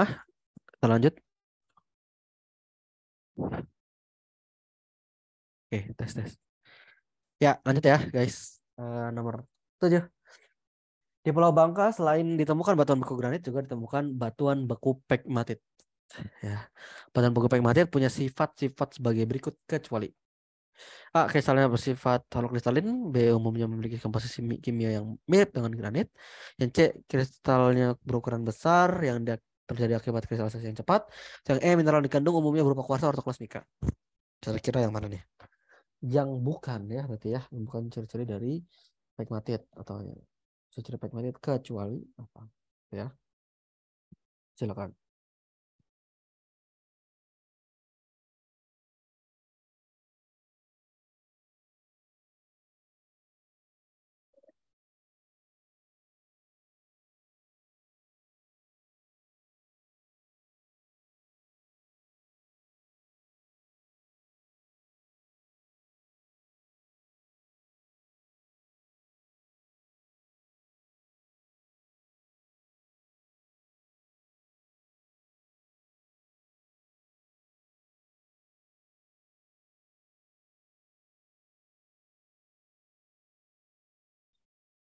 Oke, aman ya. Tujuh lanjut. Sorry. Ya, nomor 8. Nah, aman ya nomor 7 ya. Nah, tes. Nah, ini ya sedikit hitung-hitungan ya. Ini tapi ini tadi aku sempat nyinggung juga ya. Tapi ini sedikit kaitan sama radioactive dating ya, carbon dating dan juga tapi ya kaitan sama letusan gunung api juga. Ini kan dia esai dari OSP 2018 kalau nggak salah. Pertanyaannya, sebuah tim dibentuk untuk melakukan penyelidikan mengenai aktivitas Gunung Sinabung dari masa ke masa untuk prediksi kejadian terulang di masa yang akan datang. Pada suatu lokasi, para peneliti memeriksa lapisan-lapisan batuan hasil erupsi. Nah, berarti kan dia batuan fragmental ya, bukan fragmental. Dalam suatu lapisan yang diduga merupakan hasil erupsi tua, ditemukan fosil kayu ya yang terbakar oleh akibat panas yang dihasilkan proses erupsi pada saat itu. Hasil kayu tersebut dibawa ke laboratorium untuk diketahui umurnya dengan melihat suatu unsur radioaktif tertentu yang terkandung di dalamnya yang meluruh menjadi unsur lain. Ya. Metode ini dikenal dengan metode penanggalan radiometrik atau radiometric dating. Unsur radioaktif yang tersisa dari kayu tersebut kira-kira 1/8 dari asalnya. Bila waktu paruh tersebut adalah 4.800 tahun, ya, waktu paruh dari unsur tersebut, berapa tahunkah yang lalu? Berapa tahun yang lalu kah erupsi yang hasilkan fosil kayu tersebut terjadi? Nah, ini dikasih rumusnya nih, enak nih. Hubungan antara waktu paruh dengan jumlah unsur adalah N sama dengan N0 1/2 pangkat N. Dengan N sama dengan T per T 1/2. T-nya, T kecilnya adalah waktu, ya, T 1/2 adalah waktu paruh dari unsurnya. Ya, N adalah jumlah unsur, N0 adalah jumlah unsur awal, dan T setengah adalah waktu paruh. Silakan. Coba, ada yang udah pernah ngitung? Kalau udah ada yang pernah udah pernah ngitung, dicoba lagi dengan hitungan yang lebih cepat gitu ya, maksudnya bisa latihan lagi dengan lebih cepat. Yang belum pernah silakan dicoba ya. Ini mungkin sedikit butuh waktu, sedikit yang hitung aja sih. Soalnya rumusnya udah dikasih ya. Silakan dicoba. Aku kasih waktu cepat aja lah. 2 menit ya. Jadi kalau sampai ini belum selesai kita bahas. Silakan teman-teman, cobain dulu ya.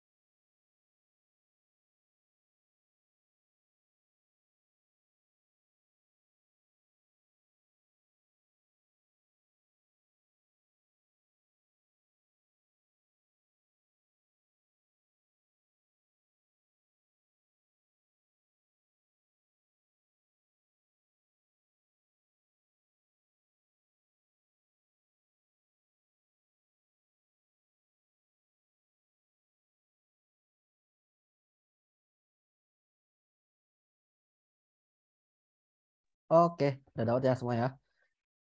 Hop, lanjut ya. Nanti kalau ada yang belum ngerti kita bahas selanjutnya di abis ini. Oke, nomor 9. Nah, hampir terakhir ya. Pada saat diendapkan pertama kali, material vulkanik baik berupa abu atau material batuan yang lain akan tercampur menjadi satu dalam mode yang sangat panas sehingga akan mengalami proses pengampatan dan penyambungan material satu sama lain. Proses ini disebut, jangan terkecoh dengan pilihannya ya. Ini mungkin ya hasil scan-scanan orang ngisi. Kira-kira apa nih nama istilahnya? Nah, proses penyambungan ini jadi masuknya ke fragmental ya. Mungkin ada beberapa istilah yang perlu teman-teman tahu. Silakan kira-kira nomor 9 apa jawabannya?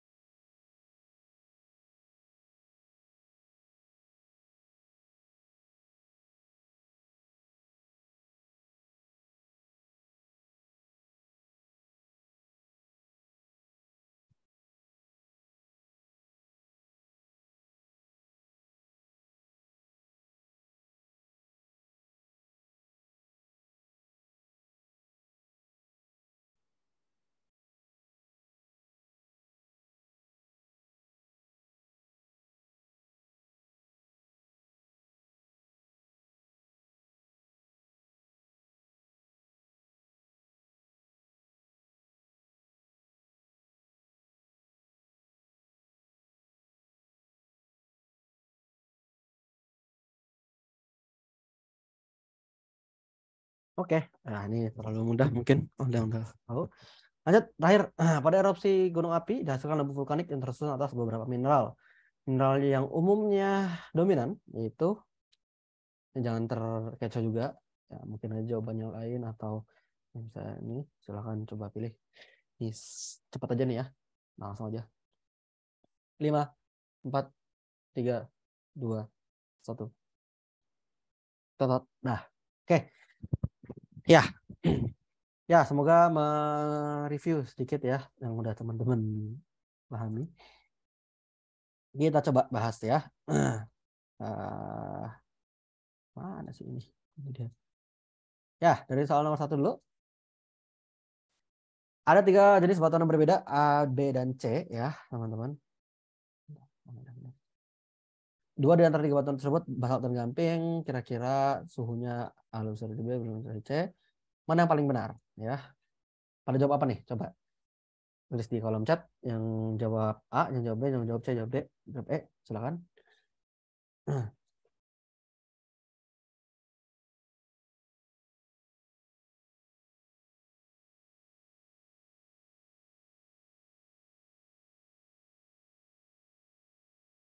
Ada ide teman-teman nomor 1? Ada yang jawab apa?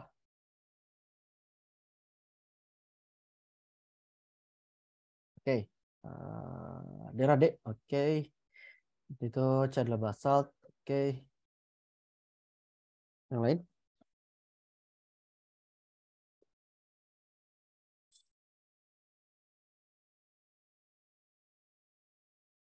Oke. Ini aku coba bahas ya. Ya, jadi ini ya sedikit menyinggung tentang konsep atau pemahaman pembentukan ya batuan dari 3 jenis batuan yang ada. Ya, kita punya beku, sedimen, metamorf. Teman-teman udah tahu ya kalau batuan beku ya kita bisa bayangkan ya, yang suhu pembentukannya paling tinggi jelas batuan beku, ya kan? Kenapa? Ya karena batuan beku terbentuk dari magma. Ya, magma itu adalah di antara 3 batuan ini ya, magma adalah yang suhu pembentukannya suhunya paling tinggi ya. Yang batuan beku terbentuk dari pendinginan magma sehingga suhu pembentukannya adalah sangat paling tinggi. Dan suhu pembentukan, ada yang metamorf lebih tinggi. Nah, metamorf ini nggak mungkin suhunya ngelebihi suhu magma atau nggak mungkin suhu pembentukannya lebih dari batuan beku. Kenapa? Karena kalau si metamorf ini jadi magma, dia nggak jadi batuan metamorf lagi. Dia akan mengkristal dan jadi batuan beku. Jadi syarat batuan metamorf itu dia metamorfisme dan tidak mengalami melting atau pelelehan. Jadi suhu pembentukan metamorf, batuan metamorf itu lebih kecil dari suhu pembentukan batuan beku. Ya. Apa nih? Loh. Ada apa nih? Loh.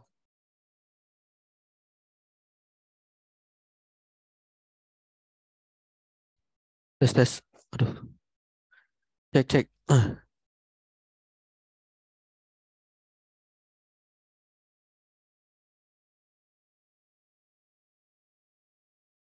Oh, nggak bisa.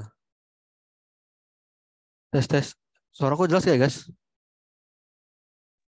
Jelas, Kak. Jelas ya? Ini coret-coretanku kelihatan nggak ya di ini? Nggak ada ya? Oke, bentar. Aku stop share dulu deh. Aneh banget tiba-tiba. Ini dia. Aku share screen ulang. Oke, udah aman. Ya. Nah, sorry guys. Nah, jadi batuan beku suhu pembentukannya akan lebih dari suhu pembentukan batuan metamorf. Dan jelas suhu pembentukan batuan metamorf dan batuan beku ya jelas akan lebih besar suhu pembentukan dari batuan sedimen ya. Jadi suhu pembentukannya yang paling tinggi adalah batuan beku, udah metamorf ketika sedimen. Kenapa? Karena batuan sedimen terbentuk di atau dengan kondisi suhu permukaan ya. Suhu permukaan itu ya 20-30 derajat Celcius yang nggak mungkin sampai apa namanya sesuhu metamorf itu bisa minimal di 300-500 derajat Celcius gitu ya, nggak mungkin. Atau batuan beku itu bahkan sampai minimal 600-700 derajat Celcius ya, magma ya bahkan sampai 1000 lebih gitu ya, magma beku. Jadi suhu paling tinggi adalah batuan beku, sehingga kita bisa tentukan TA ini adalah batuan beku ya. Kemudian TB adalah batuan metamorf dan TC adalah batuan sedimen.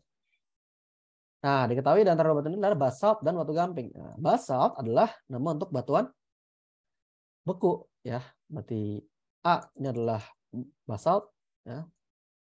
Berarti tadi yang D salah ya, yang C basalt itu salah. Yang A basalt, yang A salah. Yang B adalah batuan metamorf. Batu metamorf belum kita tahu ini. Nah, yang C adalah batu sedimen.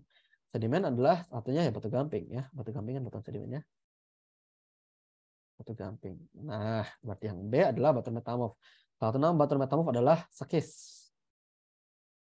Ya, atau marmer ya. Berarti C ini batu gamping, C marmer salah ya. Marmer itu batuan metamorf. B adalah sekis, B adalah konglomerat salah. Konglomerat itu batuan sedimen. Nah, B adalah sekis, batuan metamorf. Jadi jawabannya yang B. Ya guys. Nomor 1 jawabannya yang B. Kayak ini sedikit logika aja ya. Jadi mungkin teman-teman perlu tahu dulu ya suhu pembentukan relatifnya gitu ya, perkiraannya. Barangkali muncul soal-soal semacam ini, jadi teman-teman bisa paham dulu konsepnya ya. Masalah batuan ADC ini apa gitu ya. Masalah jenis batuan beku sedimen metamorf ini pemfamiliaran. Jadi batuan itu nama batuan beku gitu ya. Nama batuan ini batuan konglomerat itu batuan sedimen, itu familiar aja. Mungkin teman-teman baca ya, mungkin teman-teman nanti kita bahas juga di pelatihan, insya Allah teman-teman bakal lebih familiar ya. Oke, jadi jawaban yang B. Ada yang mau ditanyain untuk soal ini? Atau ada yang kurang jelas teman-teman?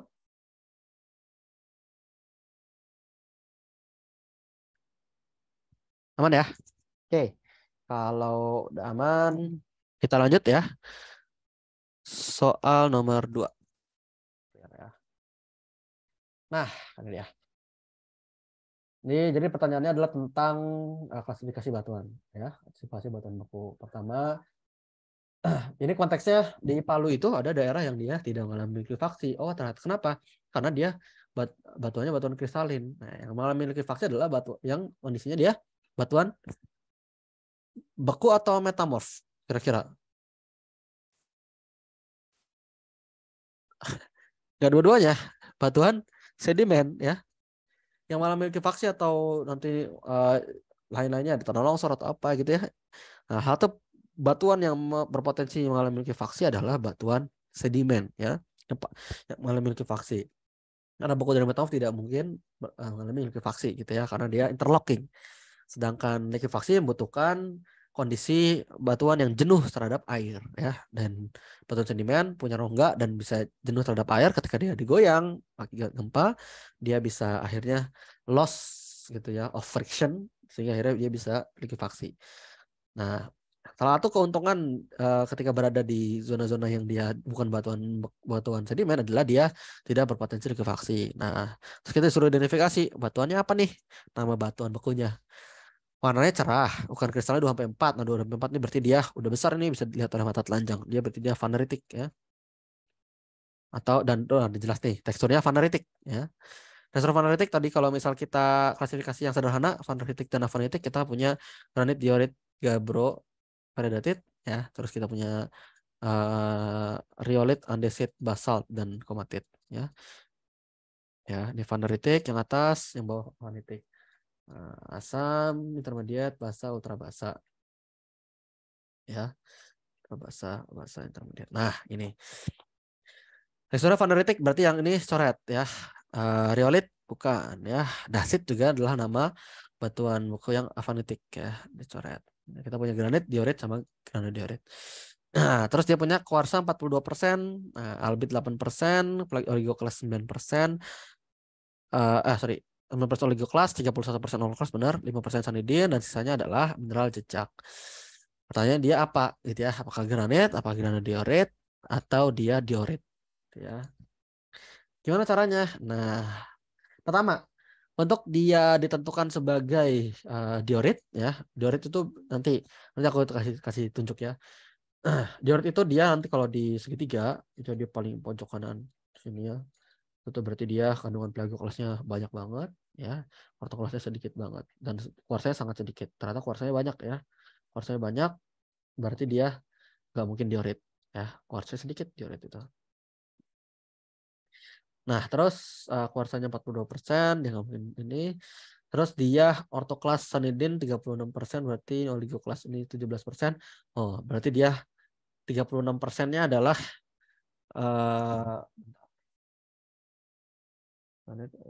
nah 36%-nya adalah ortoklas. 36% adalah potasium feldspar. Nah, plagioklas ke kanan, potasium feldspar atau ortoklas ke kiri. Nah, ini karena dominan ortoklasnya. Nah, prediksiku ya, ini prediksiku dia nantinya akan ke kiri dan akan masuk ke granit ya, prediksiku ya. Walaupun granat dior itu rada ke kanan sedikit, sini sedikit ya. Tapi kalau dilihat dari ininya ini 17% dibanding 36% ya. Bisa 50% lebih, berarti kemungkinan besar masuk ke granit ya. Nah, gimana caranya? Nah, pertama aku perkenalkan dulu. Udah pada tahu diagram IGS atau sebelum itu ada yang jawab? Ada yang mau jawab dulu? Ada yang punya jawaban? Silakan. Kira-kira apa?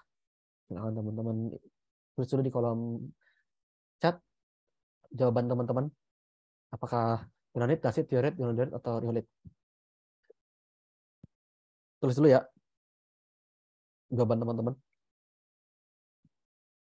Jawaban teman-teman apa?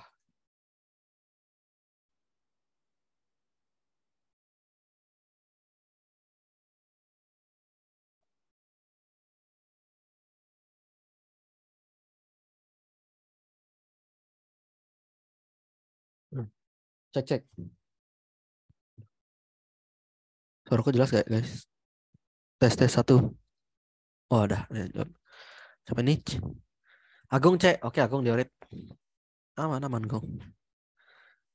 Daerah A. Oke. Daerah granit. Oke. Apip granit. Oke.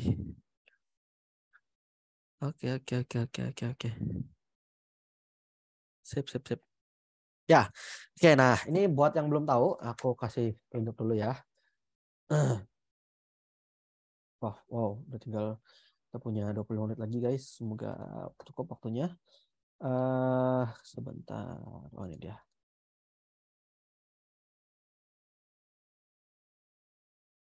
Teknologi batuan beku. Ya, ya. Ya, jadi tadi ya intinya adalah tekstur dan struktur ya. Tadi dengan tahu teksturnya, teman-teman udah bisa tuh kan mengklasifikasikan dia fonetik, dia masuk bisa seenggaknya bisa mengeliminasi ya mana yang bukan gitu ya. Tapi kemudian teman-teman perlu tahu detail komposisinya seperti apa. Nah, caranya adalah, teman-teman pertama harus tahu namanya ini. Oke, ada yang udah pernah lihat ini diagram IGS, teman-teman? Sudah, Kak. Sudah, Kak. Wah, mantap. Udah tahu ya. Oke, kalau udah tahu. Nah, tinggal mungkin latihannya aja ya kalau gini.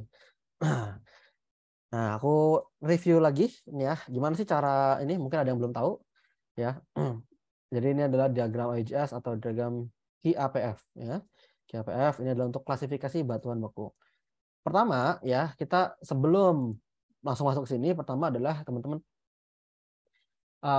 klasifikasikan dulu secara tekstur ya. Nah, teksturnya dia vanderitik apa fanitik ya. Tadi kan vanderitik ya. Nah, vanderitik itu ada 1 2 3. Nah, tiga segitiga ini 1 2 3 ya. Sedangkan afanitik itu ada segitiga yang ini ya. Jadi dia masuk mana? Vanderitik apa fanitik? Oke, vanderitik. Oh, berarti antara tiga segitiga ini. Terus secara komposisi dia seperti apa? Apakah dia dominan asam, apa intermediate atau gimana? Contohnya gimana Kak? Ada kandungan olivinnya enggak? Nah, olivin piroxennya ada enggak? Oh, olivin dan piroksen tadi ada enggak? Enggak ada, ya kan? Enggak ada olivin, enggak ada piroksen. Oh, berarti bukan mafic, bukan ultramafic. Berarti masuk yang ini, segitiga ini. Oke, fix berarti pakai segitiga yang ini. Terus segitiga yang ini gimana caranya? Pertama kita menentukan ini tahu dulu Q, A sama P. Apa nih Q?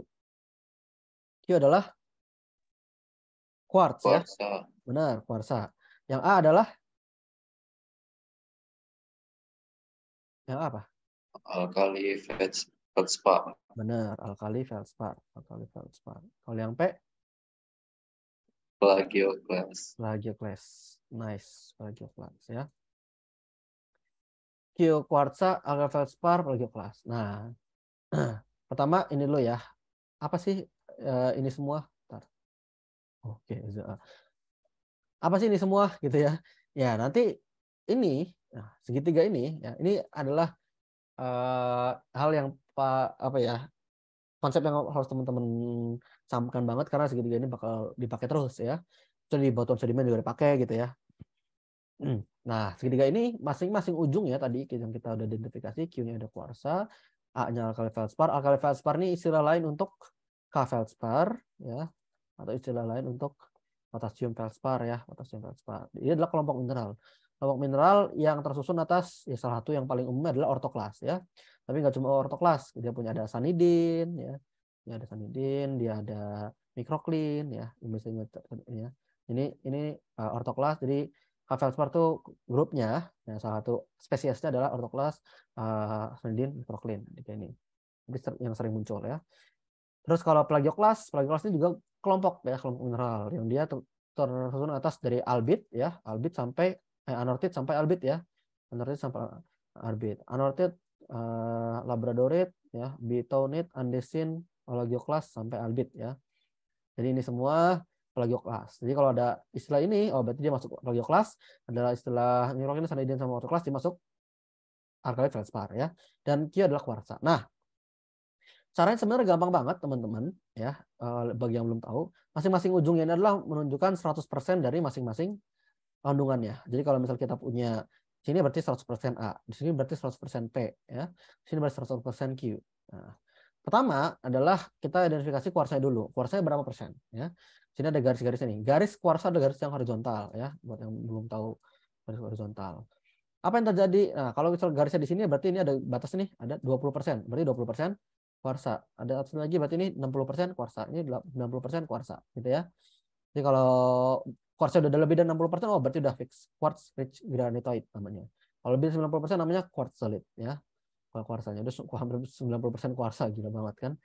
Kalau kuarsa lebih dari 20% berarti ya dia udah di antara tiga ini gitu ya. Di antara ini atau ini gitu ya. Sedangkan kalau kuarsa lebih kurang 55% di bawah sini. Nah, di kuarsa. Jadi kita plotin dulu kuarsanya berapa gitu ya. Setelah itu ya, Baru apa? Baru kita menentukan kandungan alkali feldspar sama plagioklas. Caranya gimana? Nah, kita misalkan tadi pakai contoh yang sederhana dulu aja ya. Contoh sederhana, kita punya kuarsa adalah 25%. Ya. Kita punya alkali feldsparnya itu 40%. Ya. Dan plagioklas feldsparnya adalah kita punya berarti sisanya 35% ya. Ya. Kuarsa 25%, berarti di sini. Ya. Nah, caraku gini. Caraku, alkali feldspar dan plagioklasnya kita bandingkan. Gitu ya. Kita normalisasi. 40 sama 35%. Jadi caranya kita punya alkali feldspar 40 per totalnya adalah 40 sama 35 berarti 75 ya kali 100. Berapa nih? 40 per 75 dikali 100. 40 per 75 dikali 100. Jawabannya adalah oke, wait. Berapa tuh 40 per 75? 40 per 75. Ya, 53 ya. 53%. Nah, sisanya berarti plagioklasnya sisa dari 53% berarti 47%. Ya. Nah, alkali feldspar dan plagioklas 53% sama 47%. Kuarsa di sini udah dapat. Nah, perbandingan alkali feldspar sama plagioklas ini segini. Ini kita plottingnya salah satu. Contohnya alkali feldspar kita plotting 53%. Berarti caranya tarik dari sini ujung Q ini ke alkali feldspar 53%. Semakin dekat ke sini ke A berarti semakin besar A. Semakin dekat ke P berarti semakin besar P, ya. Nah, berarti ambil salah satu alkali feldspar 53%. Berarti ini kalau ini adalah 50% alkali feldspar, ya. 50% kan berarti kan di tengah ya. Di tengah kan berarti 50% sini, 50% sini. 53% berarti geser sedikit ke sini. Nah, berarti kita punya garis kan kayak gini. Nah, ini perpotongannya di sini. Namanya adalah granit. Gitu ya. Jadi pertemuan antara dua garis ini itulah nama batuannya. Gitu ya. Nah, jadi intinya gitu. Nah, berarti kalau dari sini ya, ini aku kasih tips untuk membayangkan. Ini selain teman-teman perlu ngafal dulu ya, ini ada granit. Ini ada istilah-istilah di sini yang teman-teman wajib tahu dulu. Ada granit, ada granodiorit, ada tonalit ya, ada cyanide, ada monzonit, ada monzoniorit ya. Semakin ke kanan itu biasanya namanya ya ada diorit-dioritnya gitu, ada monzoniorit, granodiorit gitu ya. Atau pojok ini mentok namanya tonalit. Terus kalau makin ke kiri ada namanya cyanide ya, ada cyanide gitu ya. Cyanide. Nah, berarti cyanide ini adalah yang kaya akan alkali feldspar atau ortoklas. Nah, ortoklas ini cirinya dia adalah warnanya pink-pink gitu ya. Ada orange pink kayak warna yang ini nih, warna segitiga ini. Dengan plagioklas ini warnanya putih ke arah susu gitu ya. Nah, berarti kalau misal dia banyak plagioklasnya, ya, berarti dia makin ke kanan, ya, makin kanan, berarti dia banyak plagioklasnya. Berarti granodiorit atau monzoniorit yang di kanan ya, berarti dia lebih dominan plagioklasnya dibandingkan ortoklasnya. Warnanya lebih ke arah putih gitu ya. Tonalit, wah berarti dia sangat amat dominan plagioklasnya. Nah, tadi aku nyebutin kan diorit. Ya, diorit tuh wah, diorit tuh minim kuarsa, minim kuarsa, terus dia dominan plagioklas. Pojok kanan. Nah, ini diorit. Ini. Gitu ya. Kalau ada kuarsa dia diorit, kalau nggak ada kuarsa sama sekali udah ganti segitiga gitu ya. Dia namanya bisa gabro atau anartosit di segitiga yang lain gitu ya. Ya, jadi seperti itu. Kalau namanya cyanide ya atau granit, ini seperti sini. Granit ini dominan dia sebenarnya kalau dibagi dua, dominan banyak yang ke kirinya ya. Berarti dia granit ini sebenarnya lebih banyak ortoklasnya, lebih banyak alkali feldspar-nya gitu ya. Cyanide monzoniorit, cyanide granit gitu ya. Dia quartz cyanide dia lebih banyak alkali feldspar kiri gitu ya. Nah, intinya kayak gitu. Jadi ini tipsnya adalah lebih ke arah situ ya. Jadi kalau teman-teman punya granodiorit punya apa terus lebih ke kanan, cyanide dia lebih ke kiri gitu ya. Atau terus punya monzonit. Monzonit nih sebenarnya cenderung di tengah ya, monzonit ya. Dia cenderung secara umum ya cenderung hampir sama ya kuarsa alkali feldspar sama plagioklasnya atau sama plagioklasnya. Seperti itu. Nah, itu gambaran umumnya seperti itu. Kita coba plotting yang tadi ya, yang nomor 2 ya. Nah, pertanyaannya ini. Pertama, dia dari Van der Tijk ya. Jadi kita bisa coret aja nih Hydrolit sama Dasit. Ya, terus kita punya antara tiga ini. Dari diorit juga kita udah ini ya. Dia nggak mungkin diorit. Antara granit dan diorit.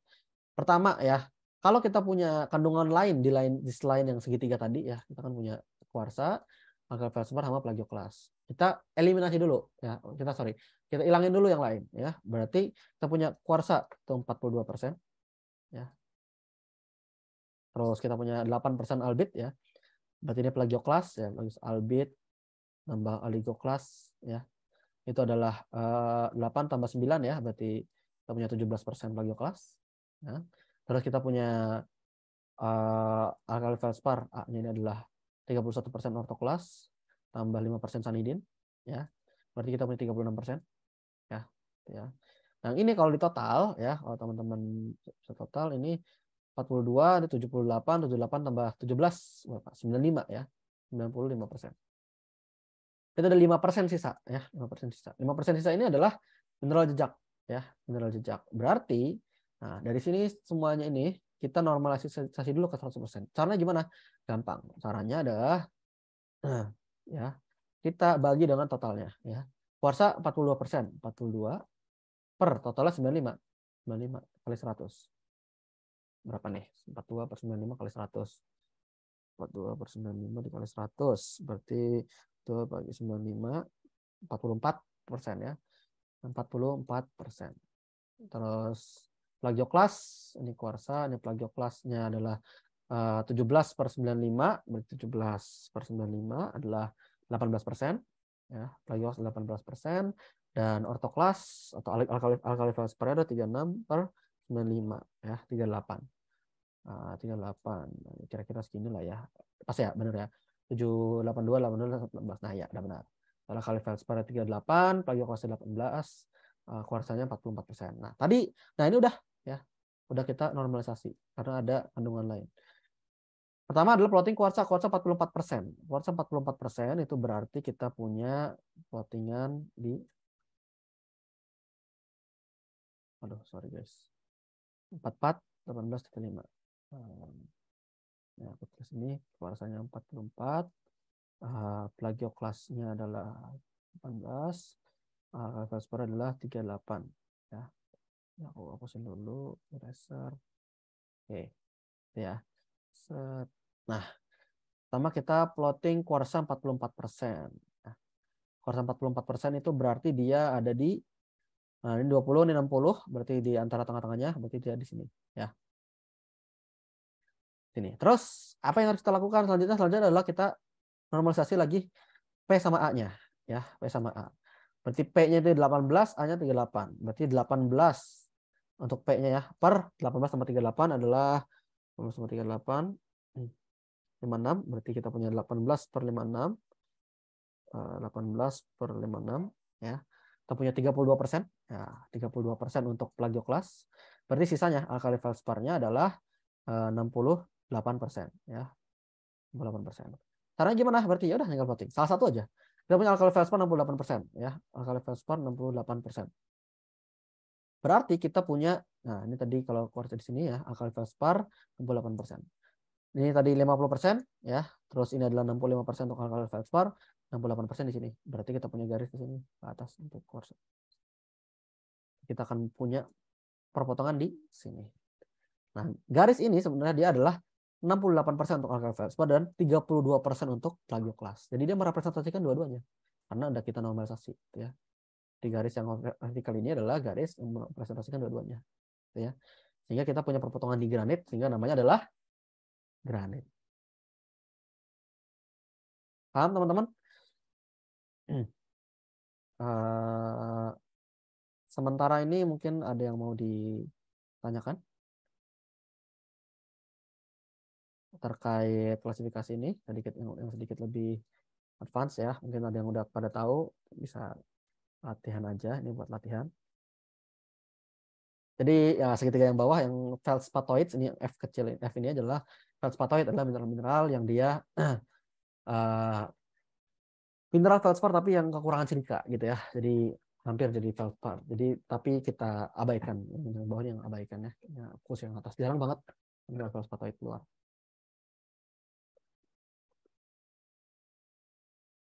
Aman ya? Ada yang mau ditanyakan teman-teman? Sisa 10 menit terakhir mungkin kita coba ini lagi. Semoga cukup jelas ya. Nanti kalau misal ada yang kurang jelas, teman-teman bisa tanyakan di kita punya pertemuan selanjutnya.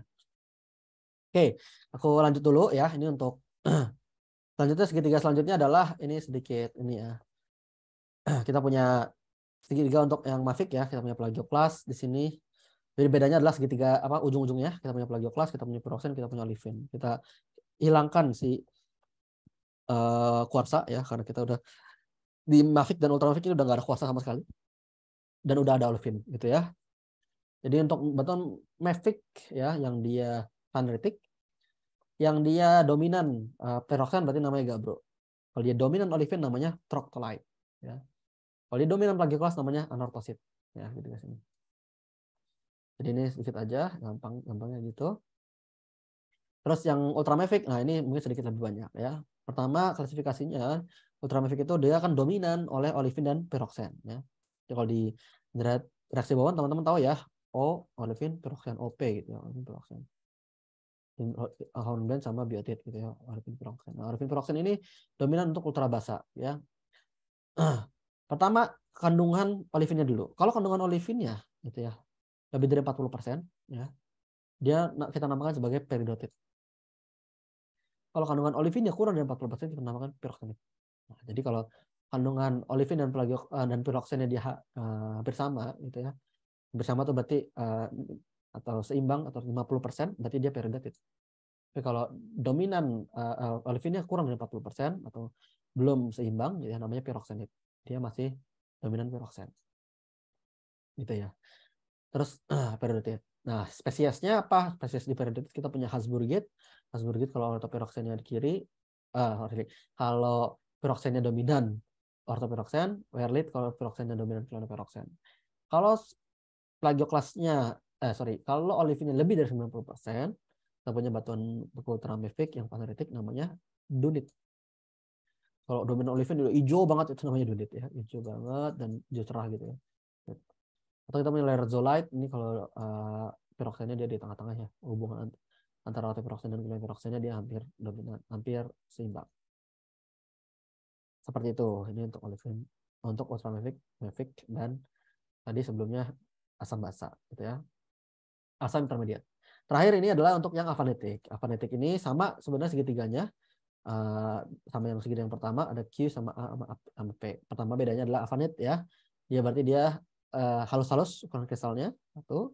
Terus tinggal nama-namanya beda gitu ya. Kalau tadi granit kita punya riolit gitu ya. Kalau tadi granodiorit dan tonalit kita punya dasit di sini ya. Tadi kan ada yang dipilihin dasit gitu. Terus kalau kuarsa sedikit kita punya namanya trachit. Kalau dominan lakai fosfor ada merah ada pink. Platit kalau dia di tengah-tengah berarti persamaannya dengan monzonit tadi ya teman-teman punya monzonit. Nah, jadi kandungan autoklas sama plagioklasnya itu hampir seimbang dan punya andesit atau basalt untuk dominan plagioklasnya. Kalau nggak ada kuarsa namanya basalt, kalau ada kuarsa namanya andesit. Seperti itu. Nah, itu untuk batuan klasifikasi batuan beku. Sementara ada yang mau ditanyakan teman-teman? Kalau tidak ada, mungkin kita tambah satu soal lagi nih sebelum kita selesai. Yang soal nomor 3 tadi ya. Nah, berarti kalau ini dari hasil pengamatan didapatkan bahwa mineral penyusun batuan beku A adalah ortoklas, plagioklas, hornblende, biotit, moskovit, sekian ya.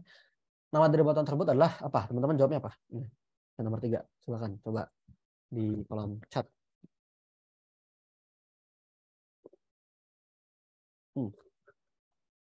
Udah berkurang partisipannya, tinggal 7. Derade, diorit, oke. Yang lain?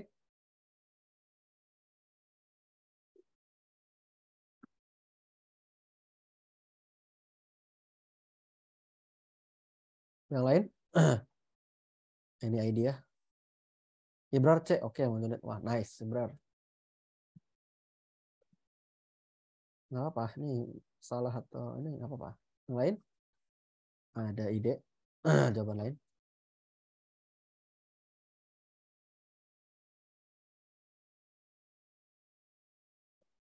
Oke, nah ini teman-teman bisa membayangkan gampang. Caranya gimana? Nah ini sebenarnya gini aja. Pertama, Nah, tadi aku udah ini faneritik ya. Nah, aku kasih tips untuk segitiganya ya. Dari kalau teman-teman bayangin lagi ya. Ini batas 5% kuarsa, ini batas 20% kuarsa, ini batas 60% kuarsa ya. Ini 90% kuarsa. Lihat ya. Ini kuarsa, ini alkali feldspar, ini plagioklas. Ya. Ya. Sini secara umum ini kita bagi jadi di sini kita punya satu ya, dua ya, ini kita punya di tengah-tengah sini ada satu ini ya. Per ini rada tengah harusnya. Nah, inilah harusnya. Nah, di tengah sini kita punya monzonit. Teman-teman ingat monzonit. Ya. Di kiri sini kita punya golongan cyanide ya, ingat-ingat cyanide. Di golongan sini kita punya diorit. Diorit, monzodiorit ya, monzodiorit ini pokoknya. Kita punya granit di sini. Kita punya granodiorit di sini, kita punya tonalit di sini. Ya. Monzonit tengah, diorit di kanan, cyanide di kiri, granit di atas ini, granodiorit. Ya, ini quartz solid, ini quartz building granitoid building quartz. Nah, terus jadi gini, semakin ke kiri ya atau dominan alkali feldspar dia akan cyanide, granit dan kawan-kawan. Dominan plagioklas dia akan diorit, tonalit, granodiorit ya. Kalau di tengah-tengah dia monzonit. Nah, pertama kita lihat dulu. Nah, ini ada mineral-mineral yang nggak ada di segitiga ini. Berarti kita hapusin, hapus diorit, biotit, muscovite, hornblende kita hilangin. Sisa 3 ini kan. Kita punya kuarsa 5%, ya. Kita punya ortoklas 30%, dan kita punya plagioklas 30%. Nah, ini sebenarnya udah kelihatan. Ya. Quartz 5%, total 65 ya, 65. Tapi kita coba cek dulu. 5 per total 65. 5 per 65 adalah apa nih? 5 per 65. 5 per 65 dah ya sekitar 7% lah ya. 7%. Misalnya ini masih sama 30%. Ya ini kalau diiniin berarti 41,5 per 1,5 ya. Nah, jadi biar pas. Sorry, 47 ya, 47,5. 46,5. Aduh, sorry. Nah, ini kayak gini. 7% kuarsa. Nanti kita tinggal plotting 7% kuarsa berarti di sini ya. Terus ininya kuarsa sama plagioklasnya sama ya. Berarti garisnya di tengah. Jadi kalau kita ini kan yang satu garis di sini, satu garis di tengah. Nah, teman-teman udah bisa bayangin nih kira-kira apa nih? Yang pasti bukan cyanide ya. Karena cyanide terlalu di kiri. Yang pasti bukan diorit terlalu di kanan. Gabbro juga terlalu di kanan ya. Granit ini terlalu atas karena kuarsanya minimal di atas 20% granit ya. Jadi kita punya tengah-tengah kuarsa sedikit namanya monzonit ya. Cek. Benar banget tadi Ibrar ya. Nah, jadi membayangkannya kayak gini ya teman-teman, nanti seenggaknya bisa kebayang dulu gitu ya. Segitiga yang ini siapa tahu luar gitu ya, dan seenggaknya familiar lah dengan istilah-istilahnya. Oh, ada granodiorit gitu. Oh, ada monzonit, oh, ada cyanide gitu ya. Seperti itu ya teman-teman untuk gambarannya. Oke. Sisanya mungkin nanti kayaknya kalau waktu sekarang udah nggak cukup. Jadi sementara mungkin ada yang mau ditanyakan teman-teman untuk klasifikasi batuan buku ini.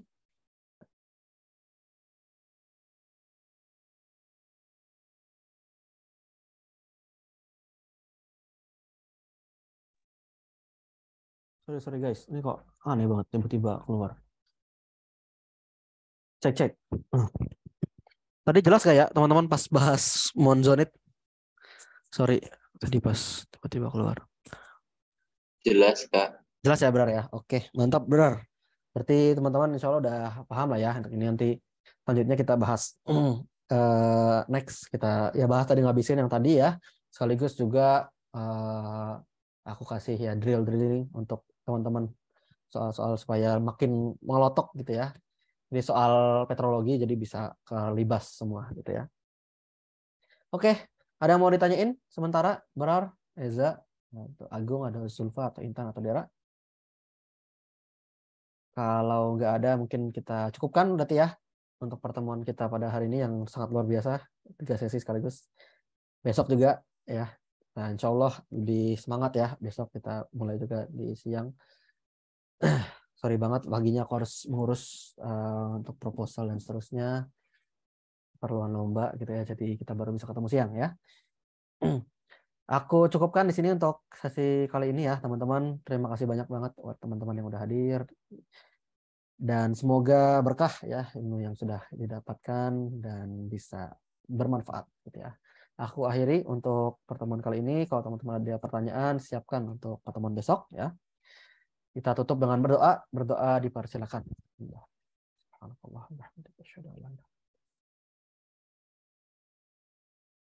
Ya, sudah cukup. Terima kasih banyak teman-teman. Selamat beristirahat. Semoga sehat selalu. Aku akhiri. Wassalamualaikum warahmatullahi wabarakatuh. Baik guys. Ya, sama-sama Dera. Waalaikumsalam warahmatullahi wabarakatuh. Syukron, Kak. Ya, Afwan. Sama guys. Selamat istirahat.